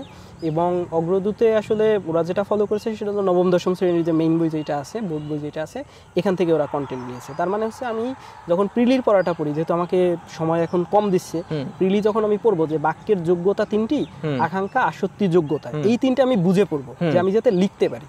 হ্যাঁ, কারণ হচ্ছে আমি তো প্রিলিতে তো আমি বছরখানে সময় পাচ্ছি, তো ওইখানে যদি একটু বাংলাটা ভালো মতো পড়া যায় তাহলে কিন্তু আমি প্রিলির জন্য রিটেনে কিন্তু মোটামুটি কভার করা যায় ব্যাকরণটা। এইটা একটা ব্যাপার। আর কিছু জায়গাতে হচ্ছে মানে একটু মানে তুলনামূলকভাবে সময় কম দিতে হবে। যেমন আমার কাছে যেটা মনে হয়েছে যে সাহিত্যের পরিধি অনেক বেশি, হ্যাঁ, কিন্তু সাহিত্যের পরিধি অনেক বেশি হলে একটু গোছালো ওয়েতে যদি পড়া যায় তাহলে আমার মতে এই জায়গাতে আবার ভালো মার্কস পাওয়া যায়। যেমন 45তমতে যে পরিবর্তনটা আসলো, যে 5টা প্রশ্ন দিল 30 মার্কস, এটা আমার জন্য পজিটিভ ছিল। হ্যাঁ, কেন কম লিখে নাম্বার বেশি পাইছো। যে আরেকটা ব্যাপার ছিল যে 10টা প্রশ্ন যখন দেয় তখন দেখা যায় 6-7টা প্রশ্ন কমন পড়ে, যারা বাংলাতে না আমাদের মতো যারা আছেন তাদের জন্য। কিন্তু 5টা প্রশ্ন দিলে দেখা যায় মোটামুটি লিখে শেষ করা যায় বা লিখে আসা যায়, এরকম মোটামুটি থাকে। এবং আমি এই জায়গাতে একজনের ক্লাসের কথা একটু উল্লেখ করতে চাই, সেটা হলো কনফিডেন্সে বাংলা যিনি পড়ান, এটা কি আমরা ভুলে গেলাম, রানাগোট স্যার। হ্যাঁ, রানাগোট স্যার, আমি হচ্ছে এখানে রানাগোট স্যারের নামটা মেনশন করতে চাই। ওনার হচ্ছে আমি রিটেনের ক্লাসগুলো করছিলাম, তো আমার কাছে এটা খুব ইফেক্টিভ ছিল। ওনার বাংলা পড়ানোর ধরনটা আমার কাছে ভালো লাগছিল, তো এই কারণে লিটারেচার আমি ওই জায়গাটা ফলো করছিলাম। আর বাকি যে জায়গাগুলো থাকে এখানে হচ্ছে যেমন হচ্ছে আমরা যদি বলি হচ্ছে যে সংলাপ যে লিখতে হয়, এখানে হচ্ছে একটা স্ট্রাকচার আছে যে আমি হচ্ছে প্রথমে স্থানের নামটা উল্লেখ করলাম, দেন সময়টা উল্লেখ করলাম, প্রথম আলোতে যে একটা ছিল ওই আর্টিকেলটার মতো। হ্যাঁ হ্যাঁ, এইরকম। অর্থাৎ বাস্তবে আমরা যেমনটা কনভারসেশনটা করি এরকম, যে একটু হেসে একটু ব্র্যাকেটের মধ্যে দিয়ে দিলাম, একটু চিন্তিত হয়, বিস্মিত হয়, এই বিষয়গুলো। হ্যাঁ, রাইট রাইট। তো এইরকম করে লেখা যেতে পারে। এরপরে হচ্ছে রচনাতে বর্তমানে তো আমরা দেখতে পাচ্ছি বেশ ক্রিয়েটিভ, সৃজনশীল হচ্ছে। তো সৃজনশীল হলে আমাদেরকে যেটা করতে হবে, মানে এইখানে একটু সময় নিতে হবে বেশি, 50 মিনিট থেকে 1 ঘন্টা সময় রাখতে হবে, কারণ এই জায়গায় যেহেতু নম্বর অনেক বেশি। তো এই জন্য সময়টা রেখে ধীরে সুস্থে ঠান্ডা মাথাতে চিন্তা করলে তাহলে এই জায়গাতে শেষ করা যায়। আচ্ছা, বাংলা এখন একটা শেষ টপিক নিয়ে আলোচনা করি, সেটা হচ্ছে ট্রান্সলেশন। এবং ট্রান্সলেশনে আমাদের জানি যে বাংলাতেও আসে এবং ইংরেজির একটা ভালো একটা পোর্শন থাকে হচ্ছে ট্রান্সলেশন। কিভাবে এই ট্রান্সলেশনে ভালো করা যায়? আচ্ছা, বাংলাতে তো 15 মার্কস আর ইংরেজিতে হলো 50 মার্কস, 65 নম্বর হলো ট্রান্সলেশনে। এখন ট্রান্সলেশনে জোর দিতেই হবে, কারণ যেহেতু হচ্ছে একটা বড় মার্কস। আবার ইংরেজিতে যদি আমি বলি তাহলে হচ্ছে 1/4 মার্ক, 200 নম্বরের 50 মার্ক, 1/4 মার্ক হলো অনেক বেশি, অনেক বেশি। তার মানে এটাকে আমরা হচ্ছে কোনোভাবে অ্যাভয়েড করা বা কোনো প্রকার হচ্ছে করার কোনো সুযোগই নেই, এখানে আমাকে জোর দিতেই হবে। এখন তাহলে হচ্ছে আমার করণীয়টা কি? আমি হচ্ছে যেটা করতে পারি বা আমি যেটা করতাম সেটা হচ্ছে যে কোনো একটা বই নেওয়া যেতে পারে। আমি প্রিসেপ্টরসের কথা বলতে পারি, প্রিসেপ্টরস থেকে প্র্যাকটিস করা যেতে পারে। তবে সব থেকে ভালো যেইটা বা ইফেক্টিভ যেইটা সেটা হলো যদি আমি কোনো ইংরেজি আর্টিকেল পড়ি এবং এইটা যদি হচ্ছে নিজে নিজে একটু বোঝার চেষ্টা করি। যেমন আমি হচ্ছে যখন একাডেমিক্সে ছিলাম তখন আমাদের তো আসলে ইংলিশ ভার্সন বই খুব একটা ছিল না, বা আমাদের হচ্ছে অ্যাভেলেবিলিটিও বরিশালে ছিল না, যে কারণে আমাকে কি করতে হতো, আমরা হচ্ছে গুগলে সার্চ করে তারপরে বিভিন্ন পিডিএফ বিভিন্ন জায়গা থেকে সংগ্রহ করে তথ্য, তারপরে আমাকে হচ্ছে ওটা বুঝতে হতো। তো আমি কি করতাম, ওগুলোকে আমার হচ্ছে বোঝার স্বার্থে ওগুলোকে ইংরেজি থেকে বাংলাতে করতে হতো। আবার অনেকগুলো বই আমরা বাংলাতে পেতাম, আমাদের যে বরিশালের যে প্রাপ্তি বা যতটুকু আমরা পাই এই জায়গাতে বাংলা মোটামুটি পাওয়া যায়, বা লাইব্রেরিতে গেলেও বাংলা বই পাওয়া যেত। তো আমাদেরকে কি করতে হতো, ওইটাকে ইংরেজিতে ট্রান্সলেট করতে হতো। এখন এই জায়গাতে একটা বিষয় আমি একটু মেনশন করতে চাই, সেটা হলো যে এখন চ্যাটজিপিটি চলে আসছে, আরো জেমিনি চলে আসছে, এআই টুলগুলো চলে আসছে। আমাদের সময় কিন্তু এগুলো ছিল না, বা থাকলেও আমরা হচ্ছে জানতাম না। কারণ আমি এআই বা জেমিনি এগুলোর সাথে আসলে আমার পরিচয়টা হয়েছে মাস্টার্সে যখন আসি তখন। তার আগে কিন্তু আমি এগুলো সম্পর্কে জানতাম না, হয়তো আগে আসছে, বাট আমাদের যে এখন বর্তমানে যে সহজলভ্যতা এটা ছিল না, যে কারণে আমাকে কি করতে হতো, নিজের মতো করে আমি কিন্তু করতাম। আমি এটা বলছি না যে হচ্ছে আমি খুব ইংরেজিতে সমৃদ্ধ বা ইংরেজি হচ্ছে আমার রাইট আপটা খুবই ভালো, এটা বলবো না। তো আমার কাছে যেটা মনে হয়েছে সেটা হলো যে আমরা ছোট থেকে শুরু করি, যেমনটা আমি কিন্তু আগেও বলছিলাম যে আমরা হচ্ছে যখন বাংলা ভার্সনে পড়াশোনা করে আসি, এরপরে যখন ইংরেজিতে আসি আমাদের জন্য একটু চ্যালেঞ্জিং হয়ে যায়। তো এই জায়গা থেকে এমনটা দরকারই না বা এমনটা খুবই জরুরি না যে আমাকে একদম গ্রামাটিকলি মেইনটেইন করে লেখাটা লিখতে হবে। বাট আমি আমার সর্বোচ্চটা দিয়ে চেষ্টা করি। এর সাথে সাথে হচ্ছে কি আমি যখন হচ্ছে আমি একটু আবার এই জায়গাতে জোর দিয়েছি যে হচ্ছে ইংরেজি পড়াকে, বা আমি হচ্ছে যখন কোনো কিছু সার্চ করি আমি আসলে সার্চ করি ইংরেজিতে। ইংরেজিতে সার্চ করার কারণ হলো কয়েকটা, যে আমি হচ্ছে যখন একটা সেন্টেন্স দেখবো আমার কাছে মনে হয়েছে যে আমি রুলস পড়ে যতটা না শিখবো তার থেকে প্র্যাকটিক্যালি আমি যদি একটা সেন্টেন্স দেখি এটা আরও ভালো শিখতে পারবো। তো এইটা হচ্ছে আমাকে গ্রামার শিখতেও সহযোগিতা করছে, ট্রান্সলেশনে সহযোগিতা করছে, আবার ফোকাস রাইটিং বা ফ্রি হ্যান্ড রাইটিং যেটা বলি। এবং এই জায়গাতে মেনশন করা যেতে পারে যে আমাদেরকে ইংরেজিতে 2টা জায়গাতে জোর দেওয়া দরকার। প্রথমত হচ্ছে আমাকে ফোকাস রাইটিংয়ে জোর দেওয়া বা প্র্যাকটিস করা যেতে পারে, দ্বিতীয়ত ট্রান্সলেশন প্র্যাকটিস করা। এবং এই 2টা প্রিলির পড়ার সাথে সাথে চলতে পারে, বা যারা হচ্ছে অনার্সে চলমান আছেন, পড়ুয়া আছেন, তারাও এটা প্যাকটিস করতে পারেন। হ্যাঁ, কারণ তো ওই যে দিন শেষে আমার চাকরি পেতে গেলে রিটেন দিতে হবে। কেউ যদি এই অনার্সে থাকতে যেহেতু তার ইংরেজি লাগছেই, তো তার হচ্ছে যদি একটু ইংলিশ লেখার প্র্যাকটিসটা সে করে, আবার হচ্ছে যদি একটু ট্রান্সলেশন করার চেষ্টা করে, তো সেক্ষেত্রে কিন্তু সে অবশ্যই উপকৃত হবে এই চাকরি পরীক্ষায় গিয়ে। তাহলে তো ইংলিশের ম্যাক্সিমাম জিনিস শেষ হয়ে গেছে, ইংরেজির প্রিপারেশন তেমন আর নিতে হয় না সাধারণত। প্যাসেজ সলভিং হচ্ছে আমাদের 100 মার্কের মধ্যে প্যাসেজ সলভিং হয়ে যায়, সেখানে আর স্পেশাল ভাবে কিছু বলার নেই। আর হচ্ছে এখানে তো তুমি অলরেডি ফোকাস রাইটিং নিয়ে বলেই ফেলেছো। তো আমরা তাহলে আরেকটা সাবজেক্টে মুভ করি, সেটা হচ্ছে গণিত। গণিতে কি করলে ভালো করা যায় সেটা নিয়ে একটু বলো আমাদের রিটেনে। গণিতে 45তমতে আমরা দেখেছি একটা পরিবর্তন আসছে, যে পরিবর্তনটা হলো কীরকম, যে ওরা একটু ক্রিয়েটিভ হয়েছে, যে বা ওরা একটু পরিবর্তনটা এমনটা আসছে যে আমি আগে যে অঙ্ক করতাম 5 নম্বরের জন্য, ওই অঙ্কটা আমাকে করতে হচ্ছে 2.5 মার্কসের জন্য, অর্থাৎ ওইটাকে ওরা অর্ধেক করে দিয়েছে। অর্থাৎ আমাকে টাইম ম্যানেজমেন্টটা এখন একটা বড় ইস্যু হয়ে দাঁড়িয়েছে, মানে পারলেই হবে না, আমার টাইম ম্যানেজমেন্ট, ওই যে টাইমের মধ্যে দিতে হবে ডেলিভারি। তো এটা যে শুধু গণিতে হয়েছে ব্যাপারটা এমনটা না, অন্যান্য সাবজেক্টগুলোতে কিন্তু এই পরিবর্তনটা আসছে। যেমন বাংলাদেশ বিষয়াবলীর কথা যদি আমি বলি, মানে প্রশ্ন দেখা গেছে যে আয়ত্তের মধ্যে থাকলেও চ্যালেঞ্জিং হলো লিখে শেষ করে আসা, 4 ঘন্টার মধ্যে লিখে শেষ করা। তো ম্যাথে এরকমটা হয়েছে, যে কারণে দেখা গেছে কি, তবে আমার কাছে যেটা মনে হয়েছে যে এক্ষেত্রে নবম দশম শ্রেণীর সাধারণ গণিত এবং হচ্ছে উচ্চতর গণিত দুইটা ফলো করতে হবে। এর পাশাপাশি ইন্টারমিডিয়েটের কয়েকটা চ্যাপ্টার পড়া যেতে পারে, যদিও আমাদের রিটেনে এখনো ওই জায়গা থেকে এখনো প্রশ্ন আসে নাই, শেষের দিকে হচ্ছে প্রশ্ন এখন কমিয়েও দিয়েছে, কমিয়ে আসতেছে, 19 এর মধ্যেই সীমাবদ্ধ হয়ে গেছে। যেমন আমরা দেখেছি যে সম্ভাব্যতা, বিন্যাস সমাবেশ, এই জায়গা থেকে এখন বেশি একটা প্রশ্ন আসছে না রিটেনে। তো এটা একটা ভালো দিক, যে কারণে আমরা কি করতে পারতেছি, নবম দশম শ্রেণীর সাধারণ গণিত, উচ্চতর গণিত দুইটা বিষয় পড়লে আমাকে হচ্ছে দুইটা কম্বাইন করে পড়লে সিলেবাস নিয়ে তাহলে একটা ভালো করা যাবে। আচ্ছা, তাহলে এখন আমরা যাব হচ্ছে বাংলাদেশ বিষয়াবলীতে রিটেনে কিভাবে ভালো করা যায়। বাংলাদেশ বিষয়াবলীতে আমার কাছে যেটা মনে হয়েছে, যেহেতু আমি দীর্ঘদিন ধরে পলিটিক্যাল সায়েন্স পড়াশোনা করেছি, তো একাডেমিকে আমাকে পড়াশোনা করতে হয়েছে। ওখানে আমি যেটা ফলো করতাম সেটা হলো প্রথমে একটা কোটেশন দিয়ে শুরু করতাম, তারপরে আমি একটা ইন্ট্রোডাক্টরি লেখাটা লিখতাম, এবং ইন্ট্রোডাকশন শব্দটা উল্লেখ থাকতো না, ইন্ট্রোডাক্টরি লেখা থাকতো। এরপরে আমি হচ্ছে প্রাসঙ্গিক যে লেখাটা দরকার, যেমন আমাকে বললো যে হচ্ছে ক্ষুদ্র নৃগোষ্ঠী কি, ক্ষুদ্র নৃগোষ্ঠীর উন্নয়নে সরকার কি পদক্ষেপ গ্রহণ করেছে, তাহলে আমি চলে যাব ডিরেক্ট ক্ষুদ্র নৃগোষ্ঠী কি। এখন ক্ষুদ্র নৃগোষ্ঠী যখন লিখতে যাব, তখন আমি আমার ভাষাতেই লিখবো। এই জায়গাতে আমরা যেটা পারি সেটা হচ্ছে দু একটা সংজ্ঞা অ্যাড করা, এবং খেয়াল করা যেতে পারে যে সংজ্ঞাগুলো যদি ইংরেজিতে দেওয়া যায় তাহলে আমার মতে ভালো হয়। আর একটু ইন্টারন্যাশনাল রেফারেন্স আনলে মনে একটু ভালো হয়, যে আমি শেখ হাসিনা বা হচ্ছে বর্তমান সরকার নিয়ে লিখলাম, সরকারি চেঞ্জ হয়ে গেল খাতা দেখতে দেখতে, তখন একটা প্রভাব পড়তে পারে। কিন্তু তো যত পারা যায় ইন্টারন্যাশনাল যারা রাইটার আছে, বাংলাদেশে যারা রাইটার আছে বা পেপার পত্রিকা যারা আছে, যারা লিখেন কলাম, তাদের রেফারেন্স টানলে একটু সেফ থাকা যায়। কারণ আমি অমর্ত্য সেনের কথা যদি উল্লেখ করি, এ তো মানে একদম পলিটিক্যালি কোনো সমস্যা হবে না। তো তাহলে তুমি আন্তর্জাতিক কিভাবে পড়েছো? আন্তর্জাতিক একটা হচ্ছে কনসেপচুয়াল পার্ট, আর একটা হচ্ছে প্রবলেম সলভিং, আর একটা হচ্ছে অ্যানালিটিক্যাল পার্টও আছে। তো কনসেপচুয়াল পার্ট কিভাবে পড়েছো? কনসেপচুয়ালের জন্য আমি কনফিডেন্সের যে ছোট বই, এটা ফলো করছিলাম, এবং এটা যথেষ্ট না, বাট একেবারে কমও না, মানে চলে যায়। এটার উপরে ভিত্তি করে প্রস্তুতি নিলে হয়ে যায়। তবে আমি হচ্ছে প্রবলেম সলভিং এবং অ্যানালিটিক্যাল অ্যাবিলিটি, এই জায়গাতে আমি যেটা করছিলাম, আমি কিছু হচ্ছে ছোটো ছোটো নোট করে করেছিলাম। যেমন আমি উল্লেখ করতে পারি, আমাদের হচ্ছে বইয়ের মধ্যে এগুলো আছে, জাতিসংঘের কী কী সংস্কার দরকার। এখন আমি হচ্ছে করতাম কি, যে বইয়ের থেকে নলেজটা নিতাম, এর পাশাপাশি আমি একটু ওই যে বললাম যে গুগল থেকে ঘাটাঘাটি করতাম, যে বিভিন্ন, যেমন হচ্ছে তুমি হয়তো জানো যে কোফি আনান তিনি হচ্ছে কিছু সংস্কার প্রস্তাব করেছিলেন। তো এখন এইটা হচ্ছে আমার কাছে মনে হয়েছে বাংলাতে যে লেখাটা, ইংরেজিতে লেখাটা আমার কাছে একটু ভালো লাগছে। তো যে কারণে আমি কি করলাম, ওইখান থেকে আমি এই লেখাটা হচ্ছে নিলাম, বাংলাটা থেকে পড়লাম, ধারণাটা নিলাম, ইংরেজিটা থেকে হচ্ছে সমৃদ্ধ করলাম। আচ্ছা, এমন একটা ব্যাপার আর কি। আচ্ছা, খুব সুন্দর বলেছো। এখন তুমি বিজ্ঞান নিয়ে বলো, বিজ্ঞানে আসলে কিভাবে ভালো করা যায়? বিজ্ঞানে আমি বই হিসেবে ফলো করছিলাম ককটেলে হচ্ছে এখানে লেখাটা মোটামুটি কনসাইজ করে লেখা আছে, এবং মোটামুটি প্রাঞ্জল ভাষাতে লেখা, এবং আমার কাছে মনে হয়েছে যে এটা পড়লে হচ্ছে মাথায় রাখা যায়। এবং আমরা বিজ্ঞানে যেটা দেখেছি সেটা হলো যে কিছু রিপিট প্রশ্ন হয়, তো রিপিট হওয়ার কারণে কি হয়েছে, আমাকে অনেক বেশি পড়তে হচ্ছে না। রিপিট প্রশ্ন পড়লে 50% বা 60% এরকম আমার হয়ে যায়। তাহলে আমি এই জায়গাতে হচ্ছে রিপিট যে প্রশ্নগুলো, এই জায়গাতে হচ্ছে জোর দিয়েছি, এবং পাশাপাশি যেগুলো হচ্ছে পড়তে হয়েছে বা যেগুলো আমার কাছে গুরুত্বপূর্ণ মনে হয়েছে সেগুলো আমি পড়েছি।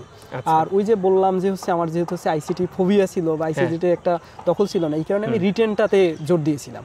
তো যে কারণে ওই জায়গাতে মোটামুটি রিটেন, মানে আইসিটিতে খুব একটা ভালো না, বা আইসিটি প্রিলিতে কাইন্ড অফ দুর্বলই বলা যায়, কিন্তু হচ্ছে রিটেনটা ইনশাল্লাহ মোটামুটি ভালোই হয়েছিল তুলনামূলকভাবে। আচ্ছা আচ্ছা। তো আপনাদের আরো একটা প্রশ্ন ছিল, সেটা হচ্ছে আমরা কিভাবে পিলির সাথে রিটেন প্রিপারেশন নিব, সেটা নিয়েও আজকে হাসান বলবে, বলো একটু। আমাদের এখন যেহেতু আমরা দেখতে পাচ্ছি যে রিটেনে খুবই অল্প সময় দিচ্ছে, 2 মাসের মতো, তার মানে হলো আমাকে মোটামুটি আগে থেকে কিছু বিষয় পড়ে নিতে হবে। কেন পড়ে নিতে হবে? কারণ 2 মাসের মধ্যে অনেকে বলে হচ্ছে বিসিএস এর সিলেবাস মুখস্থ করতে হয়। আমি এই জায়গাতে একটু ডিসএগ্রি করব, বিসিএস এর আসলে কোনো সিলেবাস নাই, এটা আমাদেরকে মাথায় রাখতে হবে। যারা ক্যান্ডিডেট যারা আছেন তাদেরকে খেয়াল করতে হবে, বিসিএস এর কোনো সিলেবাস হয় না, আমাকে সবই পড়তে হবে। আমি এটা বলছি না যে আমাকে সব মুখস্থ রাখতে হবে, মাথায় রাখতে হবে, পড়বো ভুলবো আবার পড়বো আবার ভুলবো, এবং এটাই আমাদের স্ট্র্যাটেজি হওয়া দরকার। এখন প্রিলি রিটেন একসাথে পড়া যায় কিনা? আমি যখন হচ্ছে 45-এ যখন পড়াশোনা করি তখন আমি রিটেনের জন্য কিছু পড়িনি, একদমই রিটেনের জন্য কিছু পড়া না। আমিও কিন্তু যে সময় 44 পিলি পড়ছি তখন কিন্তু রিটেন পড়ি নাই। লাকিলি হচ্ছে পরে টাইম বেশি পেয়েছি, তাই বেঁচে গেছি। কিন্তু এখন যদি এরকম হইতো যে এই যে 47-এ যেমন 2 মাস সময় পেয়েছে, কখনোই কমপ্লিট করতে পারতাম না। তো এই জন্য হচ্ছে যেটা করা যেতে পারে সেটা হলো, যেমন আমি বাংলাতে যেটা বলছিলাম যে আমরা হচ্ছে পড়তেছি বাক্যের যোগ্যতা 3টা, আকাঙ্ক্ষা, আসক্তি, যোগ্যতা। প্রিলিতে পড়তেছি, আমার রিটেনে লাগতেছি কি যে আকাঙ্ক্ষা জিনিসটা কি, আসক্তি জিনিসটা কি। তার মানে আমি যখন হচ্ছে বাংলা ব্যাকরণটা পড়তেছি তখন আমি কি করব, রিটেনের মতো করে পড়বো। আবার আমি হচ্ছে ম্যাথের কথা যখন বললাম, যে আমি হচ্ছে 9-10-এর বইয়ের কথা বললাম, আমরা রিটেনেও 9-10-এর বইয়ের কথা বললাম, প্রিলিতেও 9-10-এর বইয়ের কথা চলে আসছে। তার মানে আমি যখন অঙ্কটা করব তখন আমি শর্টকাট না করে আমি রিটেন উপযোগী করে একটু ডিটেইলসে ম্যাথ করা, রাইট। তারপরে ইংলিশে যেমন আছে, ইংলিশে আমি একটু ভোকাবুলারি, ওই যে তুমি যেটা ডেভেলপ করার কথা বলছো, যদি কারো হাতে টাইম থাকে তাদের ভোকাবুলারি একটু ডেভেলপ করতে পারে। তারপর হচ্ছে এখানে গিয়ে আমাদের ফোকাস রাইটিং আছে, এখানে যে ট্রান্সলেশন আছে, এটা কিন্তু টুকটাক সারাদিন তো আমরা পড়ি না, পিলির সময়ও আমরা কিছু টাইম অন্তত রিটেনের জন্য রাখি, যাতে হচ্ছে আমাদের একটু ডেভেলপ করা যায়। আবার এই যে তুমি সায়েন্সের কথা ধরো, সায়েন্স যদি আমি পিলিও ভালো মতো পড়ি, সেখানে কিছু কনসেপ্ট হচ্ছে এখানেও ধার করা যায়। বা আবার যদি শুধুমাত্র রিটেনের আইসিটির কথা আমি যেটা বললাম, যে আমি কিন্তু রিটেন বেস পড়াশোনাই করছি, হুবহু মানে কিন্তু চলে আসে, ওটা হয়েও যায়। আর সায়েন্সের যদি এই বিগত সালের প্রশ্ন যদি কেউ পড়তে চায় যে না রিটেনের প্রিপারেশন আমি নিব, সায়েন্সে যদি বিগত সালের প্রশ্ন 35 থেকে এই যে 46তম কালেক্ট করে পড়ে রাখতে পারে আগে, তাহলে সায়েন্সেও তার হেল্প হয়ে যাবে। এছাড়া তো আর আসলে কিছু থাকে না। বাংলাদেশ আন্তর্জাতিক মনে হয় না, কি মনে হয় কিছু ডেভেলপ করা আছে এই জায়গাতে? কিছু বিষয় জানা যেতে পারে, লাইক হচ্ছে আমি সংবিধানের ধারাগুলো পড়লাম, এটা তো আমাদের যেমন পিলিতেও লাগতেছে। প্রিলিতে লাগতেছে যে হচ্ছে আমি বললাম যে 27 নম্বর অনুচ্ছেদে বলা আছে ইকুয়ালিটি বিফল ল। এখন এই ইকুয়ালিটি বিফল ল জিনিসটা কি, এইটা একটু আমি বললাম, এই যে একটু এটা জানলাম, এটাই আসলে রিটেনের পড়া। তো এইরকম করে আসলে রিটেন আর এটা আমাদের জানতে তো হবে যে সংবিধানের একটা চ্যাপ্টারই আছে আমাদের রিটেনে। দ্যাট মিন্স আমি পিলিতে যদি একটু ডিটেইলস পড়ে নেই, ওখানে আমার হেল্প মাস্ট হবে। হ্যাঁ, এরপরে আরো কিছু বিষয় পড়া যেতে পারে, যেমন আমরা এইচডিজির কথা বলতে পারি, যেহেতু আমাদের হলো 2030 সাল পর্যন্ত এই ধারণাটা চলবে, এখান থেকে প্রশ্ন আসবে, কিছু এটা চলে আসবে। ইউএন সিস্টেম আমরা পড়তে পারি। এরকম হচ্ছে যে এই ব্যাপারগুলো পড়লে মানে হচ্ছে আমি রিটেনের পড়াটাই মানে প্রিলির পড়াটাই পড়বো, কিন্তু তার সাথে আমি আরেকটু জানবো। যেমনটা আমি বললাম যে ইকুয়ালিটি বিফল ল 27 অনুচ্ছেদ, এইটা না পড়ে ইকুয়ালিটি বিফল ল মানে 27 অনুচ্ছেদ অবশ্যই পড়বো, এর সাথে সাথে ইকুয়ালিটি বিফল ল জিনিসটা কি এটা আমি একটু জানলাম। এই জানাটাই রিটেন, রিটেন আলাদা কিছু না। তার মানে ওই যে অনেকে যেরকম এই প্রস্তুতি নেওয়া শুরু করেছে, পিলির অনেকে আছে যারা হচ্ছে পিলির এখনো কোনো কনসেপ্টই ডেভেলপ করতে পারে নাই, মানে পিলি তো একবারও রিভিশন দিতে পারে না। তারাও চাচ্ছে কি ওই যে কোচিং ব্যবসায়ী হাবি জাবি এগুলো দেখে যে একসাথে পিলি রিটেন করব, একসাথে করাটা দুইটা একদম কম্বাইন করা খুবই ডিফিকাল্ট। তো আমাদের হচ্ছে কমন এরিয়াগুলো যে আসলে পিলি পড়ার সময় কোন এরিয়াগুলো আমি যদি জেনে যেতে পারি তাহলে আমার রিটেনে হেল্প হয়ে যাবে। তো অতটুকু জানলেই আমার মনে হয় হয়ে যায়। বাট পিলি কিন্তু পলসিরত, এটা সম্পর্কে বল যে পিলি পাস করা কিন্তু অনেক অনেক বেশি কঠিন রিটেনের চেয়ে। এখন তো আরো বেশি কঠিন হয়ে গেছে, কারণ 3.5 লক্ষ বা 4.5 লক্ষ পরীক্ষার্থী থেকে মাত্র 10,000 টিক আছে। তার মানে মূলত পুলসিরাত এইটি, আমাকে এই জায়গাটা পার হতে হবে। যারা যোগ্য তারা রিটেনে অনেক কম এফোর্ট দিয়েও টিকতে পারে, কিন্তু এই যে পিলিতে ভাই কম এফোর্টের কোনো জায়গা নাই। আচ্ছা, এই জন্য প্রিলির বেসটা স্ট্রং করতে হবে, পিলি আগে হচ্ছে জোর করতে হবে, তারপর পড়বো, পাশাপাশি হচ্ছে রিটেনটাও কভার করে নিব। আমাদের অলমোস্ট এখানে শেষ হয়ে আসছে। আমরা হচ্ছে যারা কোশ্চেন করেছে তাদের কোশ্চেনটা নিব। তার আগে তোমার এই যে জার্নিটায় তুমি এখন পর্যন্ত এসেছো, কারা কারা তোমাকে হেল্প করেছে? কোন ব্যক্তিবর্গ তোমার লাইফে এসেছিল যাদের অনুপ্রেরণা, যাদের কথাবার্তা, যাদের সাপোর্ট বা যাদের ব্যথা, এই ব্যথা নিয়ে তুমি হচ্ছে এতদূর পর্যন্ত আসতে পেরেছো, তাদের যদি একটু বলতা।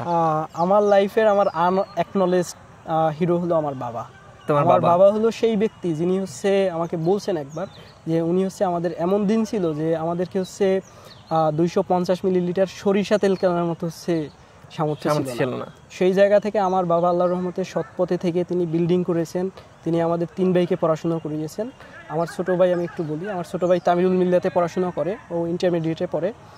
ও এর আগে হচ্ছে জালকাঠিতে পড়াশোনা করছে NS কামিল মাদ্রাসাতে, সেখান থেকে ও বিজ্ঞান বিভাগে গোল্ডেন এ প্লাস পেয়েছে। আচ্ছা আচ্ছা।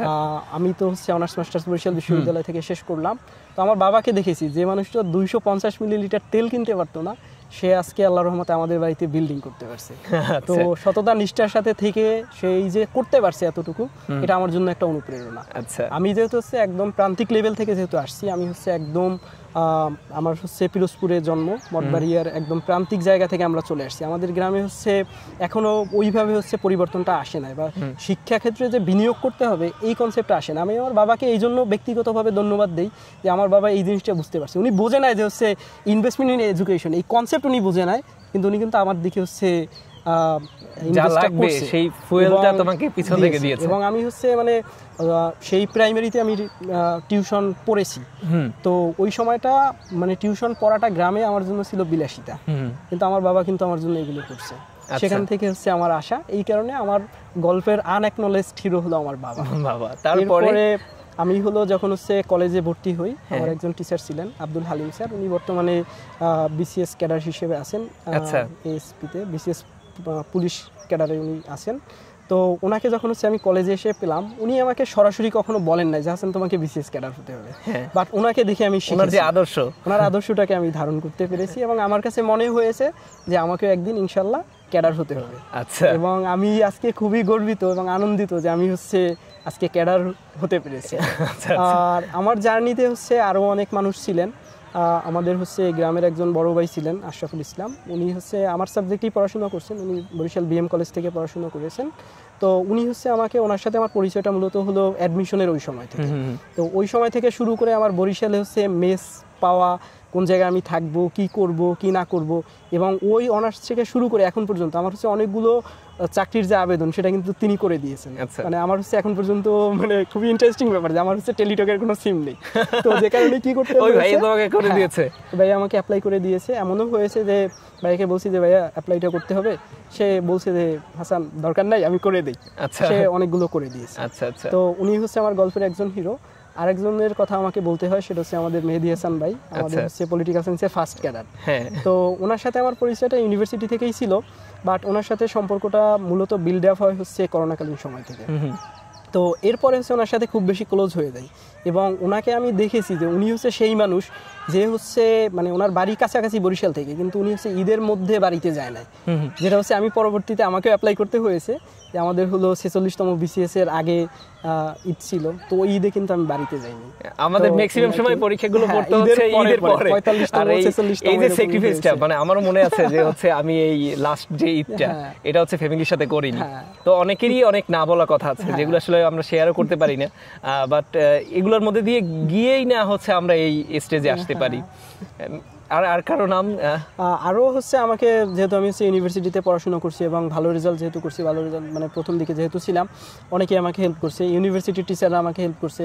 এখানে হচ্ছে আমাকে কয়েকজন স্যারের নামের কথা আসলে উল্লেখ করতে হবে। আমাদের হচ্ছে সোহেল রানা স্যার ছিলেন, উনি আমাকে কখনো বলে নাই যে হাসান তোমাকে ফার্স্ট হতে হবে। উনি আমাকে সবসময় বলতেন যে হাসান যখনই যেটা পড়ো এটা হচ্ছে ডিপলি পড়াশোনা করার চেষ্টা করবা। আমাদের হচ্ছে সানবিন ইসলাম স্যার, যার হাত ধরে আমার গবেষণার হাতে খড়ি, আমি তো বর্তমানে হচ্ছে BPATC-তে জয়েন করতে যাচ্ছি, ওখানে গবেষণা কর্মকর্তা হিসেবে। তার মানে উনি মূলত হচ্ছে ওনার হাত ধরে এই সূচনাটা ছিল। বাকি যে স্যাররা ছিলেন, ম্যামরা ছিলেন, তারা সবাই আন্তরিক ছিলেন। সুস্মিতা রয় ম্যাম ছিলেন, আলামিন স্যার, মাসুম স্যার, ম্যাডাম যারা ছিলেন সবাই হচ্ছে আন্তরিক ছিলেন। এবং আমাকে হচ্ছে এর সাথে সাথে আসলে আগের যারা ছিলেন, যারা প্রাইমারি এবং হাই স্কুলে ছিলেন, তাদের নাম উল্লেখ করতে হবে। নাম বলতে গেলে আসলে অনেক সময় হয়ে যায়, মানে তাদের অবদান ছিল, সবাই হেল্প করছে। সবাই হেল্প করার কারণে আমার জার্নিটা সহজ হয়েছে। যেহেতু আমি হচ্ছে খুব উচ্চবিত্ত ফ্যামিলি থেকে আসিনি, মধ্যবিত্ত বলা যাবে না, তো যে কারণে হচ্ছে আমার যে স্ট্রাগল সেটা হচ্ছে সবার থেকে ভিন্ন ছিল। তো স্যারদের আন্তরিকতা, ভালোবাসা, আমার পাশে যারা ছিলেন, বন্ধু বান্ধব যারা ছিলেন, বিশেষ করে ইউনিভার্সিটিতে, তাদের অবদানও আসলে কোনোভাবে অস্বীকার করা যাবে না, ছোটও করা যাবে না। তাদের আমি নাম মেনশন করলাম না, বাট প্রত্যেকটা মানুষই আমার গল্পের অংশ।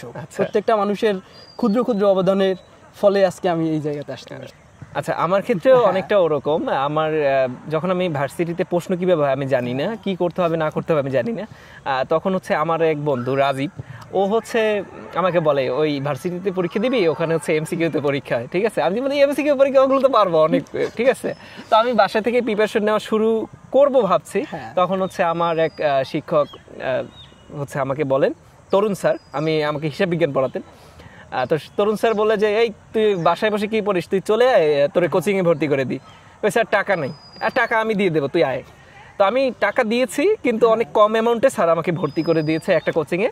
এবং ওই কোচিংয়ে যদি ভর্তি না হতাম আজকে কিন্তু ভার্সিটিতেও পড়তে পারতাম না, আর হচ্ছে এই পর্যন্ত আসতে পারতাম না। জার্নিটা অনেক চ্যালেঞ্জিং। হ্যাঁ, তারপর হচ্ছে এই যে বিশ্ববিদ্যালয়ে পড়লাম, সেখানে আমাদের সোহেল স্যার ছিল, সাকাত স্যার ছিল, এবং সব শিক্ষক আমার ক্লাসের বা আমাদের ডিপার্টমেন্টের সব শিক্ষকই আমাকে হেল্প করেছে এই পর্যায়ে আসতে। আমি তাদের প্রতি অনেক গ্লাড।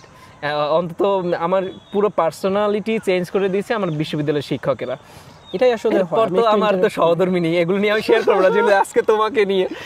তো আমি আমার সহধর্মিনীর প্রতিও গ্লাড, তাকে নিয়ে আলাদা একটা ভিডিও বানানো দরকার। আমরা সেই গল্প শুনবো কোনো একদিন, আমি তখন হোস্ট থাকবো, তুমি গেস্ট থাকবে। আচ্ছা, আমরা এখন মুভ অন করবো। যারা প্রশ্ন করছে আমাদেরকে, তাদের প্রশ্নগুলোর অ্যান্সার দেওয়ার চেষ্টা করব। রিমা আক্তার আমাদেরকে প্রশ্ন করেছেন, একদিন পড়লে আরেকদিন পড়তে ইচ্ছে করে না, কিভাবে তিনি কনসিস্টেন্সি ধরে রাখতেন, হতাশা অলসতা থেকে কিভাবে মুক্তি পাবো? আমার কাছে আমি যেটা ফলো করতাম সেটা হলো যে আমি যখন সময় পেতাম তখন পড়তাম। এমনটা না যে আমি হচ্ছে সকালে পড়া শুরু করলাম, একটানা পড়তেছি, এবং এতে আসলে আমার মনে হয় যে একঘেয়েমি চলে আসে। এর জন্য যেটা আমরা করতে পারি যে আমি হচ্ছে পড়তেছি একটা সাবজেক্ট, এটা পড়লাম, এখন হচ্ছে ভালো লাগছে না, আমি একটু নিচে যাই, চা খেয়ে আসি যদি কেউ লাইব্রেরিতে পড়ে, বা বাসাতে পড়লে পড়তেছি, এখন ভালো লাগছে না, আমি একটু হেঁটে আসি, হাঁটাচলা করে 10 মিনিট আমি হাঁটলাম, কারোর সাথে কথা বললাম, আবার আমি পড়তে বসলাম। এবং আমি হচ্ছে আরেকটা বিষয় হচ্ছে বলতে চাই, বা আমি হচ্ছে আমার কাছে যেটা মনে হয় সেটা হচ্ছে যে আমরা অনেকে হচ্ছে একটা রুটিন ফলো করি, মানে যে আমি সকাল থেকে এই সাবজেক্টগুলো পড়ব। ব্যাপারটা এরকম না হয়ে 1 ঘন্টা টানা এইটা, 2 ঘন্টা টানা ওইটা, এরকমটা না হয়ে যে আমি হচ্ছে ম্যাথ করতেছি, আমার আজকে আমি ম্যাথ করলাম, ভালো কথা, কালকে যে সকালে ম্যাথ করতে হবে সেইটা না, আমার ভালো লাগছে আমি একটু এখন ইংরেজি পড়ি, তখন আমি ইংরেজি নিয়ে বসলাম। এমনটা করা যেতে পারে, নট নেসেসারিলি যে হচ্ছে প্রতিদিন সকালে আমি ম্যাথ করতে থাকলাম, এমনটা না। যখন যেটা ভালো লাগবে তখন সেটা করা যেতে পারে। এবং বললাম যে হচ্ছে পড়ার মাঝখানে একটু ব্রেক দেওয়া যায়, যে আমি হচ্ছে এই সময়টা একটু হেঁটে আসি, এই সময়টা একটু খাই, একটু আড্ডা দিয়ে আসি, চা পান করলাম, একটু বন্ধুদের সাথে বের হলাম, বিকেল বেলাতে একটু ঘুরলাম। আমরা হচ্ছে যারা যেই ধর্ম করি না কেন, ধর্মীয় যে সংস্কৃতিগুলো, যেমন মুসলমানদের নামাজ পড়া, হিন্দুদের যেগুলো আছে, এগুলো অবশ্যই রাখতে হবে, এগুলো করা দরকার, এটা আমাদের জন্য। আচ্ছা, আরেকজন বলেছেন যে আন্তর্জাতিক কিভাবে গুছিয়ে পড়া যায়, এটা আমরা অলরেডি বলে ফেলেছি। পূর্বে একাডেমিক পড়াশোনায় ব্যস্ত ছিলাম, এখন দেখি জব সেক্টরের জন্য পড়াশোনা অনেকেই একাডেমিকের পাশাপাশি মানে ফার্স্ট সেকেন্ড ইয়ারে শুরু করেছে। আমার প্রশ্ন হচ্ছে, একজন ফ্রেশার শুরুর জার্নিটা কিভাবে করা উচিত, যাদের অনার্স সবে মাত্র কমপ্লিট, মানে উনি বলতে চাচ্ছে আগে পড়াশোনা করে নাই, অনার্স শেষ হয়ে গেছে, এখন উনি শুরু করতে যাচ্ছে, কি করবে? তো ওনার সাথে আমার গল্পটা মিলে যাবে, কারণ আমি হচ্ছে পড়াশোনা মানে ফর্মাল যে বিসিএস এর পড়াশোনা, চাকরির পড়াশোনা, এটা আমার শুরু হলো 2022 নভেম্বরে, মানে হচ্ছে মাস্টার্স রিটেন শেষ করার পরে। এখন বর্তমানে হচ্ছে এই ট্রেন্ডটা একটু কম, মাঝখানে একটা ট্রেন্ড ছিল যে মানুষজন হচ্ছে একাডেমিক পড়াশোনাটা সম্পূর্ণ বাদ দিয়ে তারপর হচ্ছে চাকরির পড়াশোনাটা করা শুরু করছিল। কিন্তু এখন আমার ব্যক্তিগত এক্সপিরিয়েন্স থেকে, আমি তো এই যাবৎকাল 11টা বাইবেতে অংশগ্রহণ করেছি, এবং বাইবেগুলোতে আমি দেখেছি যে সাবজেক্টিভ থেকে বেশ ভালো সংখ্যক প্রশ্ন করা হয়। এটা অনেকে, আমি একটা এক্সাম্পল দিয়েছিলাম, গোপালগঞ্জে একজন শিক্ষক আছেন, উনি শিক্ষক না মানে ছাত্র ছিলেন, যিনি হচ্ছে পুরো একাডেমিকের কোনো ক্লাসই করেন নাই, শুধু বিসিএস নিয়েই পড়েছিলেন, কিন্তু আনফরচুনেটলি উনি বিসিএস ক্যাডারও হতে পারেন না, নন ক্যাডার হয়েছেন। তো এক্স্যাক্টলি আমাদের হচ্ছে যে এই যে আমাদের নিজেদের যে অনার্সের যে সাবজেক্ট, এই সাবজেক্টিভ নলেজ ছাড়া আমরা কিন্তু ভালো করতে পারতেছি না, ভাইবে বেশ টাফ হয়ে যায়, বেশ টাফ। আমি অনেককে দেখেছি যারা হচ্ছে মানে তারা বাইবে পর্যন্ত গিয়েছে, কিন্তু বাইবেতে বাদ পড়ছে কারণ তাদের সাবজেক্টিভ নলেজ কম। এইটাই তো এখন মানে যারা অনার্সে আছে তাদের উচিত নিজের সাবজেক্টে প্রথমে ভালো হওয়া, তার পাশাপাশি যদি সময় থাকে একটু চাকরি, বা আমি যদি বিদেশ যেতে চাই সেই অনুযায়ী আইএলটিএস এর প্রিপারেশন, বিভিন্ন কিছু করা যায়, কিন্তু আগে হচ্ছে একাডেমিকটা ফোকাস দিতে হবে। আমি একটু এই জায়গাতে আরেকটু বলতে চাই, সেটা হলো যে আমি যদি কারো হচ্ছে আইএলটিএস করতে হয় সে কথা ভিন্ন, কিন্তু যদি কেউ চাকরির জন্য যদি পড়তে চায়, তাহলে সেক্ষেত্রে আমরা হচ্ছে চাকরির ট্রাম্প কার্ড হলো 2টা, প্রথমত ম্যাথ, দ্বিতীয়ত হতো ইংলিশ। আমি কেন ম্যাথকে অগ্রাধিকার দিচ্ছি, অগ্রাধিকার দেওয়ার কারণ হলো ইংরেজিতে একটা প্যারাগ্রাফ আসছে, আমি লিখলাম, তুমি 8 পাইলা, আমি 7 7.5 পেলাম, পার্থক্য কিন্তু 0.51 এই পার্থক্য। কিন্তু ম্যাথে যদি 2টা ম্যাথ যদি থাকে, তুমি করতে পারলে তুমি পাবো 10, আমি না করতে পারলে আমি পাবো 0। এবং আমার যে এই যে হচ্ছে চাকরিগুলোতে রিকমেন্ডেশন আসা, আমার কাছে মনে হয়েছে এর মূল রিজনটা হলো ম্যাথ। ম্যাথটাতে মোটামুটি আল্লাহর রহমতে একটা দক্ষতা ছিল, এটা আমাকে খুব হেল্প। তুমি অনেক পরীক্ষা দেখেছো 50 মার্কের পরীক্ষা, যেখানে হচ্ছে 2টা ম্যাথ দিয়ে দিয়েছে, 2টা ম্যাথে হচ্ছে 10-10-20, তো বাকি থেকে 30 আবার দেখা যায় যে আবার 20 মার্ক হচ্ছে ইংলিশ আর 10 মার্ক হচ্ছে বাংলা। তার মানে হচ্ছে আমি যদি শুধু এই যে গণিত আর ইংলিশে যদি অনেক ভালো হই, এমনিতেই চাকরি চলে আসবে। একমত। আরেকজনে বলছে যে হচ্ছে পড়া মনে রেখেছেন কিভাবে? আচ্ছা, তো পড়া মনে রাখার জন্য যেটা করতে হয়, যেমন বাংলাদেশ বিষয়াবলী কিন্তু আমার সাবজেক্ট, কিন্তু এই জায়গাতে হচ্ছে আমি যেটা করছিলাম সেটা হলো যে আমাদের হচ্ছে যে মধ্যযুগের যে হচ্ছে বিভিন্ন যে হচ্ছে শাসনামলটা যেটা ছিল, হোসেন শাহী, এই যে মুঘল আমলের, অর্থাৎ ওই সময়টাতে বাংলাতে যে শাসন যেটা ছিল এটা একটু বেশ কনফিউজিং। তো আমি এই জায়গাতে করছিলাম কি, এই জায়গার যে এইগুলো 5-6টা বই নিয়ে বসছিলাম, 5-6টা বই নিয়ে যতগুলো বইয়ে যত তথ্য আছে বিসিএসে আসার উপযোগী যেগুলো আমার কাছে মনে হয়েছে এগুলো আমি একটা নোট করছিলাম। অর্থাৎ আমাকে যেটা করতে হবে সেটা হচ্ছে আমি তো সব জায়গাতে দক্ষ হব না, বা আমি যেই সাবজেক্ট পড়তেছি এই সাবজেক্টের আমি সবকিছু পারবো না, তাহলে আমাকে কি করতে হবে, যেই জায়গাতে আমার দুর্বলতা ওই জায়গাতে আমার নোট করতে হবে। আচ্ছা, তো যেই জায়গাটা জটিল, যেই জায়গাটা কঠিন, যেই জায়গার দুর্বলতা আছে, যেখান থেকে প্রশ্ন বেশি আসে এই জায়গাগুলো নোট করে ফেলতে হবে। আচ্ছা আচ্ছা, ঠিক আছে, তাহলেই আমরা মানে ডিপলি একটু জানলে ওটা মনেও বেশি দিন থাকে। আরেকজন বলছে যে গুছিয়ে পড়তে পারতেছি না, প্রশ্নে নেগেটিভ চলে আসতেছে, নেগেটিভ মার্কিং বেশি আসছে, গুছানো কেমনে যায় পড়াশোনায়? এত আমরা তো জানি যে 10টা সাবজেক্ট, 10টা সাবজেক্ট আসলে এক জায়গায় আনা, মাথার ভিতর ধরে রাখা, এই ধরে রাখতেই তো অনেকে পারছে না, আর এই জন্যই হচ্ছে ভুল হয়ে যাচ্ছে প্রশ্নে। তো কিভাবে কি আগানো যায়? আমি এখানে 2টা এক্সপেরিয়েন্স শেয়ার করব। প্রথমত হলো আমি যেটা বলছিলাম যে আমি হলো 2022 নভেম্বরে বিসিএস কনফিডেন্সে ভর্তি হয়েছিলাম। তো ওইখান থেকে ভর্তি হওয়ার পরে 45তম বিসিএসে আমি যে জিনিসটা মানে একদম মেনটেন করছিলাম সেটা হলো যে আমি সবগুলো পরীক্ষাতে অ্যাটেন্ড করছিলাম। সবগুলো পরীক্ষাতে অ্যাটেন্ড করার রিজনটা হলো, বা যেটা আমাকে মোটিভেশনটা কাজ করছিল, যে আমি যদি এইখানে পরীক্ষা দেই এবং এই জায়গাতে যদি ভালো করি তাহলে হয়তো পরীক্ষাতে ভালো করতে পারবো। এবং আমি হচ্ছে যাদের সাথে পড়তাম, তুমিও তখন, তোমাকে আমি চিনতাম না অ্যাকচুয়ালি 45-এ, তো দেখতাম তোমরা অনেক ভালো মার্কস পাইতা। তো আমি পাস করতাম সবগুলো পরীক্ষাতেই মোটামুটি, হয়তো 2-1টা পরীক্ষাতে ফেল করছিলাম, বাট বেশিরভাগ পরীক্ষাতে পাস করছিলাম। তো আমার জন্য এইটা হচ্ছে আমার মধ্যে আর কি একটা এনকারেজ তৈরি করতো যে যারা অনেক দিন ধরে পড়তেছে তারাও পাস করতেছে, আমি ইনশাআল্লাহ নতুন এসেও পাস করতেছি। তার মানে এইটা করা যেতে পারে। এক্সাম দেওয়াটা খুব গুরুত্বপূর্ণ, যেমন আমি অনলাইনে এক্সাম দিতাম, তুমি ফিজিক্যালি দিতে আর কি। আমার কাছে মনে হয়েছে যে এক্সাম দেওয়াটা জরুরি। আমার কাছে আমি গেম চেঞ্জার, মানে যখন এক্সাম দিতাম না তখন যে প্রিপারেশন, যখন এক্সাম দেওয়া শুরু করলাম, নিজের উইকনেস যখন জানা শুরু করলাম, তো প্রিপারেশনটা অন্য লেভেলে চলে গেছে, উইকনেসটা ধরা। হ্যাঁ, একজন বলেছে হচ্ছে কিভাবে আমাদের যে প্রিপারেশন আছে, আমরা তো বিসিএস এর দিকে যাচ্ছি, তো বিসিএস তো একটা আনসার্টেন জার্নি, অনেক সময় নিয়ে নেয় এটা। তো বিসিএস এর পাশাপাশি কিভাবে ব্যাংকের প্রিপারেশন নিব? তুমি বিসিএসটাকেই ফোকাস রাখো, তার পাশাপাশি কি প্লাস মাইনাস করলে ব্যাংকের প্রিপারেশনটা হয়ে যায় সেটা বলো। আচ্ছা, আমি তো বললাম যে আমি হচ্ছে সিনিয়র অফিসার হিসেবে সুপারিশপ্রাপ্ত আছি বাংলাদেশ ডেভেলপমেন্ট ব্যাংকে। তো আমি কিন্তু কখনো ব্যাংকের জন্য আলাদা কিছু আমার কোনো বইও ছিল না। আমি যেটা দেখেছি যে বিসিএস এর পড়াটা যদি কেউ পড়ে, বাংলাদেশের সকল চাকরি করা হয়ে যায়।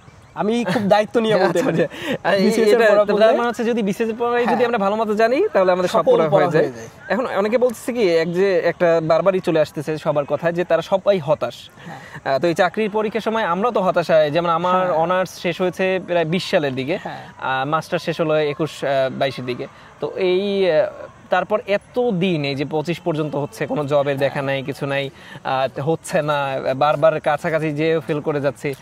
তো তোমার জীবনে এটা আসছে, অনার্সে অনেক টাইম লেগে গেছে শেষ করতে, তো এই হতাশার সাথে কিভাবে ডিল করেছো?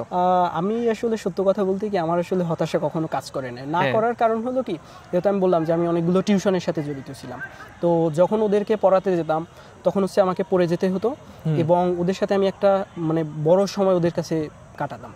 তো ওইটা হচ্ছে আমার জন্য 2টা বেনিফিট দিয়েছে। এক হচ্ছে আমার একটা নতুন জগৎ তৈরি হয়েছে, দ্বিতীয়ত ওখান থেকে আমি যেটা শিখছি সেটা আমি পরবর্তীতে কাজে খাটাতে। এই যে তুমি হচ্ছে ওখানে ম্যাথ করিয়েছো, হয়তো ইংলিশ পড়িয়েছো, এদিকে আবার তুমি মনে করে ধরো ব্যস্তও আছো, তো হতাশ হওয়ার আসলে খুব একটা সুযোগ ছিল না।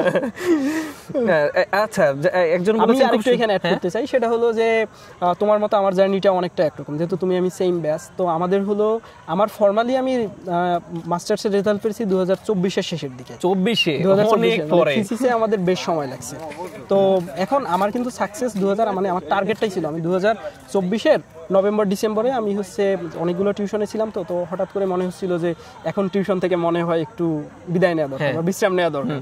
তো ওই জায়গা থেকে আমি হচ্ছে ফুললি ডিটারমাইন্ড ছিলাম যে আমাকে হচ্ছে 2025 সালের মধ্যে একটা চাকরি ম্যানেজ করতেই হবে, সেটা যে কোনো চাকরি হোক না কেন। তো আমি ওখান থেকে হচ্ছে আস্তে আস্তে পরীক্ষা দেওয়া শুরু করলাম, যেহেতু আমার হচ্ছে টার্গেট ছিল শিক্ষকতা। আমি হচ্ছে 2টা ক্যান্টনমেন্টে বাইবা দিয়েছিলাম, যশোর আর হলো জাজিরা ক্যান্টনমেন্টে। এর পাশাপাশি আমি হচ্ছে আরও কয়েকটা স্কুল কলেজ এগুলোতে হচ্ছে পরীক্ষা দিয়েছিলাম, বাট ওই জায়গাতে হচ্ছে আশানুরূপ রেসপন্স আসে নাই। আমার হচ্ছে ফার্স্ট চাকরি তো বিমান বাংলাদেশ এয়ারলাইন্সে জিএসএতে, এই জায়গাতে হচ্ছে আমরা পরীক্ষা দিলাম, রিটেন প্রিলি একসাথে ছিল। তো এরপরে আসলে সবগুলো রিকমেন্ডেশন আসছে। এখন আমার মানে একই বছরে যে পর পর অল্প কিছু এরপরে। আচ্ছা ঠিক আছে। তো এই যে বলছে যে হচ্ছে খুবই গুরুত্বপূর্ণ একটা প্রশ্ন বলছে, এটাও একটা মুখরোচক কথার মতোই, যে যারা বিসিএস এ উত্তীর্ণ হন তাদের মুখ থেকে প্রায় শুনি যে কি কি পড়তে হবে, তার চেয়ে জরুরি কি কি বাদ দিতে হবে তা জানা। কোন বিষয়গুলো বাদ দিতে হবে এগুলো যদি স্পেসিফিক করে বলে দিতেন। এইটার আনসারটা আমি একটু ভিন্নভাবে দিতে চাই। আমি আগেই বলছি যে আসলে বিসিএস এর কোনো সিলেবাস হয় না। এখন আমি এটা বলবো না কখনোই যে হচ্ছে সব পড়তে হবে, আপনি পড়বেন, ভুলবেন, আবার পড়বেন। এবং আমি যেটা বললাম যে আমাকে হচ্ছে বেসিক বিষয়গুলো বুঝতে হবে। যেমন আমি হচ্ছে বাংলা ব্যাকরণের কথা বললাম, আমি একটু ভালোভাবে পড়বো যাতে যে কোনো জায়গা থেকে প্রশ্ন আসুক আমি আনসার করতে পারবো। আমি ম্যাথ, মেন্টাল এই জায়গাতে জোর দিব, বাংলাদেশে জোর দিব। অর্থাৎ আমি হচ্ছে যখন পড়তেছি তখন একটু ভালোভাবে একটু জেনে শুনে পড়ি, এবং আমি এমনটা না করি যে হচ্ছে এইটা বাদ দিই। এবং আমার এক্সপিরিয়েন্স থেকে আমি বলি, তোমার এক্সপিরিয়েন্স আমি নিশ্চয়ই শুনবো, যে আমি এমনও হয়েছে 45তম বিসিএসে ম্যাথে হচ্ছে আমি সবগুলো সূত্র দেখছি, ম্যাথে আমি কিছু করি নাই, যার সূত্রগুলো দেখছি, বৃত্তের সূত্রগুলো দেখি নাই। ইন্টারেস্টিংলি যে দেখি হচ্ছে বৃত্তের একটা অঙ্ক আসছে, কিন্তু আমি ম্যাথে যেহেতু আল্লাহর রহমতে আমার একটা স্ট্রং জোন আছে, আমি ওটা করে আসতে পারছিলাম। আবার আরেকটু বলি 45তম বিসিএস থেকেই যে আমি সব কিছু পড়ছি বিজ্ঞানে, আমরা জানি হচ্ছে চৌম্বকত্ব থেকে একটা প্রশ্ন আসে, ফেরোচৌম্বক, প্যারাচৌম্বক, ডায়াচৌম্বক, এই জায়গা থেকে ভাবছি যে এটা সকালে দেখে যাব, রাখলাম সকালে দেখার জন্য, সকালে তাড়াহুড়োর মধ্যে দেখতে পারলাম না, যে দেখি প্রশ্ন একটা চলে আসলো। 45তম রিটেনের একটা কথা বলবো, দেন তোমারটা আমি শুনবো। 45তম রিটেনে মোটামুটি বিজ্ঞানে পড়লাম, বাদ দিলাম হচ্ছে হুইটেস্টন ব্রিজ, যে দেখি প্রশ্ন সেইটাই আসছে। তাহলে এখন এই জন্য আমার কাছে মনে হয়েছে যে বাদ দেওয়া জরুরি না, বা আপনি বাদ দেওয়া না শিখে আপনি হচ্ছে পড়েন। আমি এটা বলবো না যে আপনি বইয়ের A to Z মুখস্থ করে ফেলেন, পড়বেন, ভুলবেন, আবার পড়বেন, আবার ভুলবেন, এবং যেই জায়গাটা জটিল আপনি ওই জায়গাটা কি করবেন, নোট ডাউন করবেন। এটা নিজের মতো প্রাঞ্জল ভাষাতে নোট করবেন যাতে আপনার মাথায় থাকে। আচ্ছা, তো আমি আমার মতামত দিই, সেটা হচ্ছে এটা মূলত পপুলার করেছিলেন হচ্ছে সুশান্ত পাল স্যার। তিনি যখন বিসিএস দিয়েছিলেন তখনের জন্য এটা সত্যি ছিল, কারণ তখন অ্যানালাইসিস করে কেউ পড়তো না। তো শুরুর দিকে তখন একটু বিগত সাল বেসড প্রশ্ন হতো, এবং অ্যানালাইসিস করে পড়লে কমনও পাওয়া যেত।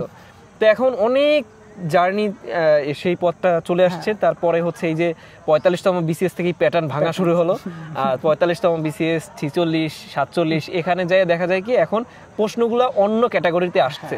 তো আমি যদি আমার এরিয়াটা ন্যারো করে ফেলি, আমার কমনের হারটাও কিন্তু কম হয়ে যাবে। তো তার থেকে ভালো হয় যে আমি গুরুত্বপূর্ণ চ্যাপ্টারগুলো আগে দেখি, তারপর যেগুলো গুরুত্বপূর্ণ না সেগুলো দেখবো, কিন্তু এরকম কখনো মেন্টালিটি রাখবো না যে আমি দেখবোই না, বাদ দিয়ে দিবে। বাদ দেওয়ার শব্দটাই আমাদেরকে ভুলে যেতে হবে। টিউশন কিভাবে ম্যানেজ করতেন এই পড়াশোনার পাশাপাশি?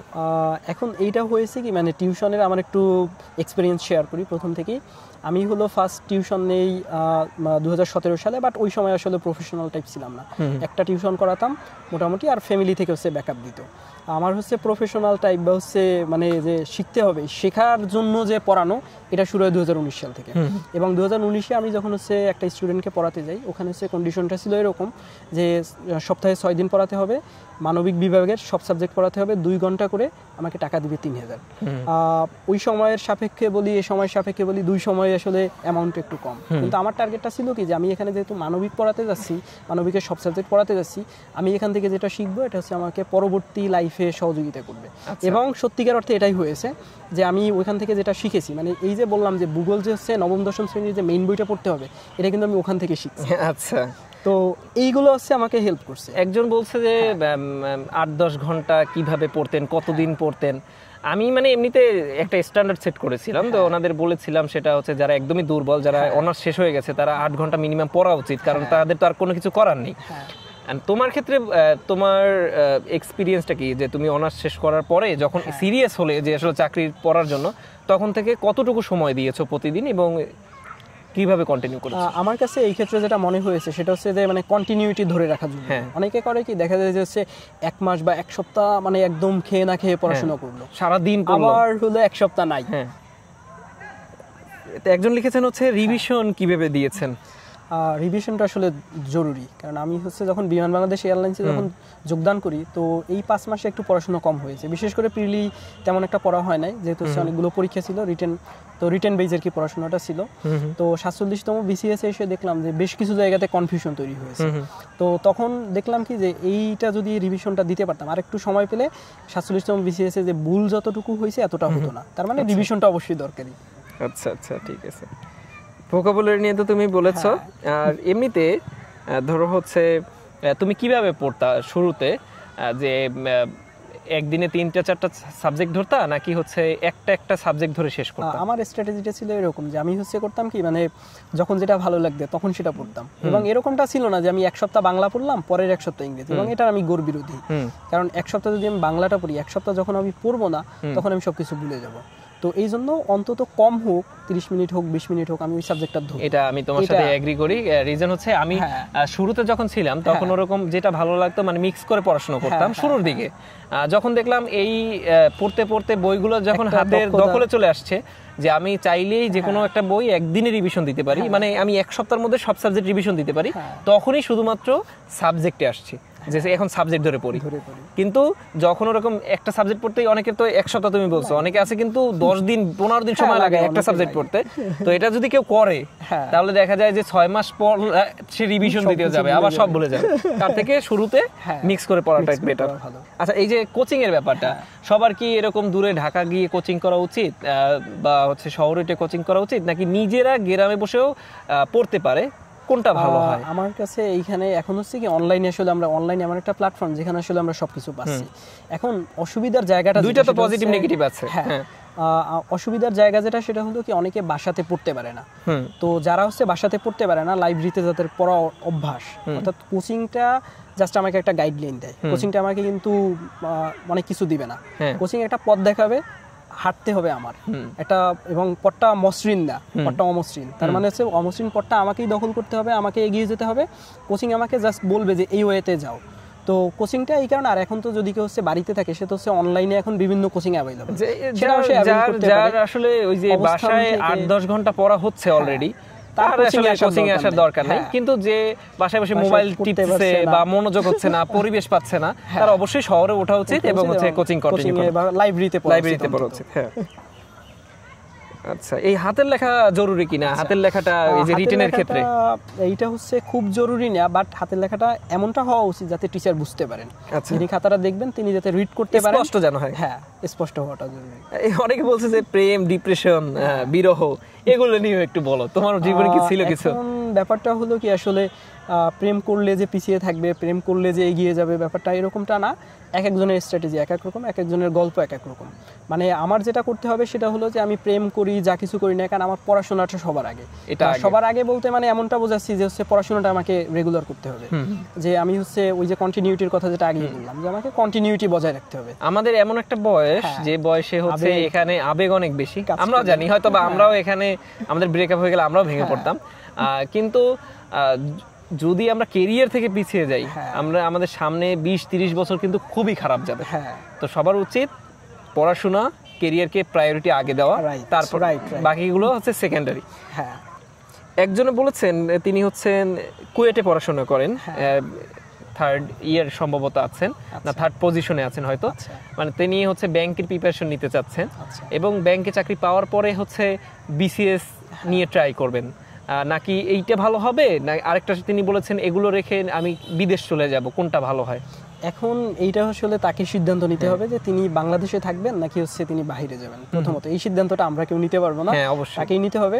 তবে তিনি যদি হচ্ছে জবের প্রস্তুতি নিতে চান বা পড়তে চান তাহলে যদি তিনি ব্যাংকে আগ্রহের জায়গা থাকে তাহলে তিনি ব্যাংকের জন্য পড়তে পারেন। কিন্তু বিসিএস হচ্ছে এমন একটা কম্বাইন্ড কোর্স বা এমন হচ্ছে মানে একটা এটার মধ্যে আপনি যখন পড়বেন তখন হচ্ছে আপনার সব কিছু চলে আসবে। এবং ব্যাংকের পড়াটাকে আমি বললাম যে আলাদা করে আসলে এখন অন্তত দেখতে হয় না। এটা হচ্ছে কি যে বিসিএস প্রিপারেশন ফুললি নিলে ব্যাংকে টাকা সহজ, অটোমেটিক হয়ে যায়। কিন্তু শুধু ব্যাংকে প্রিপারেশন নিলে ব্যাংকে চাকরি পাওয়ার পরে বিসিএস কন্টিনিউ করা অনেক কঠিন, বেশি টাফ, অনেক কারণ বেশি হচ্ছে টাফ হয়ে যাবে। আপনার রিটেন পড়া লাগে, প্রিলি পড়া লাগে, বিশেষ করে প্রিলিটা না হয় কভার করে গেলে রিটেনটা অনেক কষ্টকর। আপনার হচ্ছে ব্যাংকে চাকরি করলে ছুটি দেয় হচ্ছে 6টা 7টা 8টার দিকে, তো তখন আসার পরে আপনি কিভাবে পড়া কন্টিনিউ করবেন? যারা হচ্ছে সারা দিন পড়তেছে তাদের সাথে কম্পিট করবেন কিভাবে? অনেক টাফ হয়ে যাবে। হ্যাঁ, তো আমরা মোটামুটি হচ্ছে আমাদের সব প্রশ্নগুলোই কভার করে ফেলেছি। অনেক ধন্যবাদ হাসান তোমাকে। শেষ পর্যায়ে তোমার কিছু বলার থাকলে আমাদের দর্শকদের উদ্দেশ্যে বলো। তোমাকে অনেক ধন্যবাদ আমার সুযোগ দেওয়ার জন্য। তো ওভারঅল আমাদেরকে যেটা করতে হবে সেটা হলো আমাকে বেসিকটা জোর দিতে হবে, এবং বেসিক বলতে আমি তো বললাম যে মূল বইগুলোতে ফোকাস রাখতে হবে এবং ম্যাথ ইংলিশে একটা ভালো প্রস্তুতি নেওয়া। এবং ম্যাথ ইংলিশের মধ্যেও যদি কোনটা জোর দিব বলা হয় তাহলে অবশ্যই ম্যাথ বলতে হবে। ইংরেজিতে আমরা হচ্ছে ট্রান্সলেশন, ফোকাস রাইটিং বা ফ্রি হ্যান্ড রাইটিং, এইটাতে আমাকে জোর দিতে হবে। ম্যাথে হচ্ছে আমার 9, 10 এইটা হচ্ছে আমার বেসিক। এইটাতে আমি হচ্ছে যত বেশি পারি তত বেশি সময় দিব, যত বেশি পারি আয়ত্তে নিয়ে আসবো, এবং যত আমি আয়ত্তে নিতে পারবো, কারণ ওই যে বললাম যে এই জায়গাতে করা মানে আমি ফুল মার্কস পাচ্ছি, অন্য জায়গায় কিন্তু ফুল মার্কস পাচ্ছি না। এবং এর সাথে সাথে হলো এখন বর্তমান হচ্ছে আইসিটির যুগ, আইসিটিটা আমাকে পড়তে হবে। যেমন আমি আইসিটিটা ওই যে ভয়টা কাজ করতো, এটা ওই যে বললাম যে রিটেন থেকে পড়াশোনাটা শুরু করলাম। কেন করলাম? আমি দেখলাম আমি ব্যাংকে পরীক্ষা দিতে গেলে সেখানে 10 মার্কস থাকে প্রিলিতে। আবার অন্যান্য যে পরীক্ষাগুলো যেমন বিমান বাংলাদেশ এয়ারলাইন্সে যখন পরীক্ষা দেয়, রিটেন পরীক্ষাতে সম্ভবত 20 নম্বর ছিল আইসিটি থেকে। পরের যে পরীক্ষাগুলো দিলাম সেখানেও যে দেখলাম হচ্ছে আইসিটি থেকে প্রশ্ন থাকে। এবং একটা টপিকের নাম আমি বলতে পারি যেটা হচ্ছে আপনাকে অবশ্যই পড়তে হবে, আর্টিফিশিয়াল ইন্টেলিজেন্স। এটা আপনাকে পড়তেই হবে। আচ্ছা, এইরকম আর কি। আচ্ছা, তো যে হট টপিক যেগুলো আছে এগুলো সম্পর্কে আপনাকে খুব ভালো ধারণা রাখতে হবে, লাইক এসডিজিস, সংবিধান, মুক্তিযুদ্ধ। মুক্তিযুদ্ধ বলতে মানে স্বাধীন বাংলাদেশের অভ্যুদয়, অর্থাৎ আমার ইতিহাসটা তো আমাকে জানতে হবে, এটা তো আমি হচ্ছে অস্বীকার করতে পারবো না। আমাকে ভালোভাবেই জানতে হবে, আমি বাংলাদেশকে ভালোভাবে জানবো, এটা আমাকে জানতে হবে। আচ্ছা, এই মোটামুটি এগুলো ফলো করতে হবে। এই আচ্ছা, তোমার জন্য অনেক অনেক শুভকামনা। দর্শকদের উদ্দেশ্যে একটা কথা বলি, সেটা হচ্ছে আমরা একটা ওপেন ফিল্ডে আছি, মানে সামনে আমাদের বড় একটা পুকুর, আর পুকুরের ওপাশে খেলাধুলা চলছে, এখান থেকে মানুষ যাতায়াত করতেছে মাঝে মাঝে, আর আমাদের ব্যাকগ্রাউন্ডে হচ্ছে বিএম কলেজ। তো হ্যাঁ, তো সব মিলিয়ে হচ্ছে আমরা চ্যানেল যেহেতু ছোট, বাজেট কম, কিন্তু যোগ্যতার দিক থেকে বন্ধু হচ্ছে অনেক বেশি যোগ্য। যদি যে কোনো এক জায়গায় নিতে যাওয়া লাগতো তো বন্ধুকে কিন্তু হাই পেমেন্ট করে নেওয়া লাগতো। তো আমার কিছুই করা লাগে না, একটা খুবই লো বাজেট একটা জায়গায় বসে আছি যেখানে আমাদের 1 টাকাও পে করা লাগে না। আর হচ্ছে আপনারা এই ভিডিওটি শেয়ার করবেন এবং লাইক করবেন, কমেন্ট করবেন অবশ্যই, আর কি কি জানতে চান। হাসানের পক্ষে আমি নিজেও আপনাদেরকে রিপ্লাই করব। প্লাস হচ্ছে একটু কমিউনিটিটা বিল্ড করার চেষ্টা করেন যেন হচ্ছে আমরা বড় একটা কমিউনিটি হই এবং হচ্ছে একটা পডকাস্টের সেটআপ নিয়ে আসতে পারি, আর এরকম হাসান যেন আবার আমাদের এখানে আসতে পারে। আবারও হয়তো ইনশাল্লাহ দেখা হবে। তোমার জন্য শুভকামনা থাকলো, তোমার কমিউনিটি এঙ্গেজমেন্টটা বাড়ুক, সবাই হচ্ছে বেশি বেশি করে লাইক কমেন্ট শেয়ার করে দিবেন। আচ্ছা, আমাদের এতক্ষণ সময় দেওয়ার জন্য অসংখ্য ধন্যবাদ। আল্লাহ হাফেজ। আল্লাহ হাফেজ।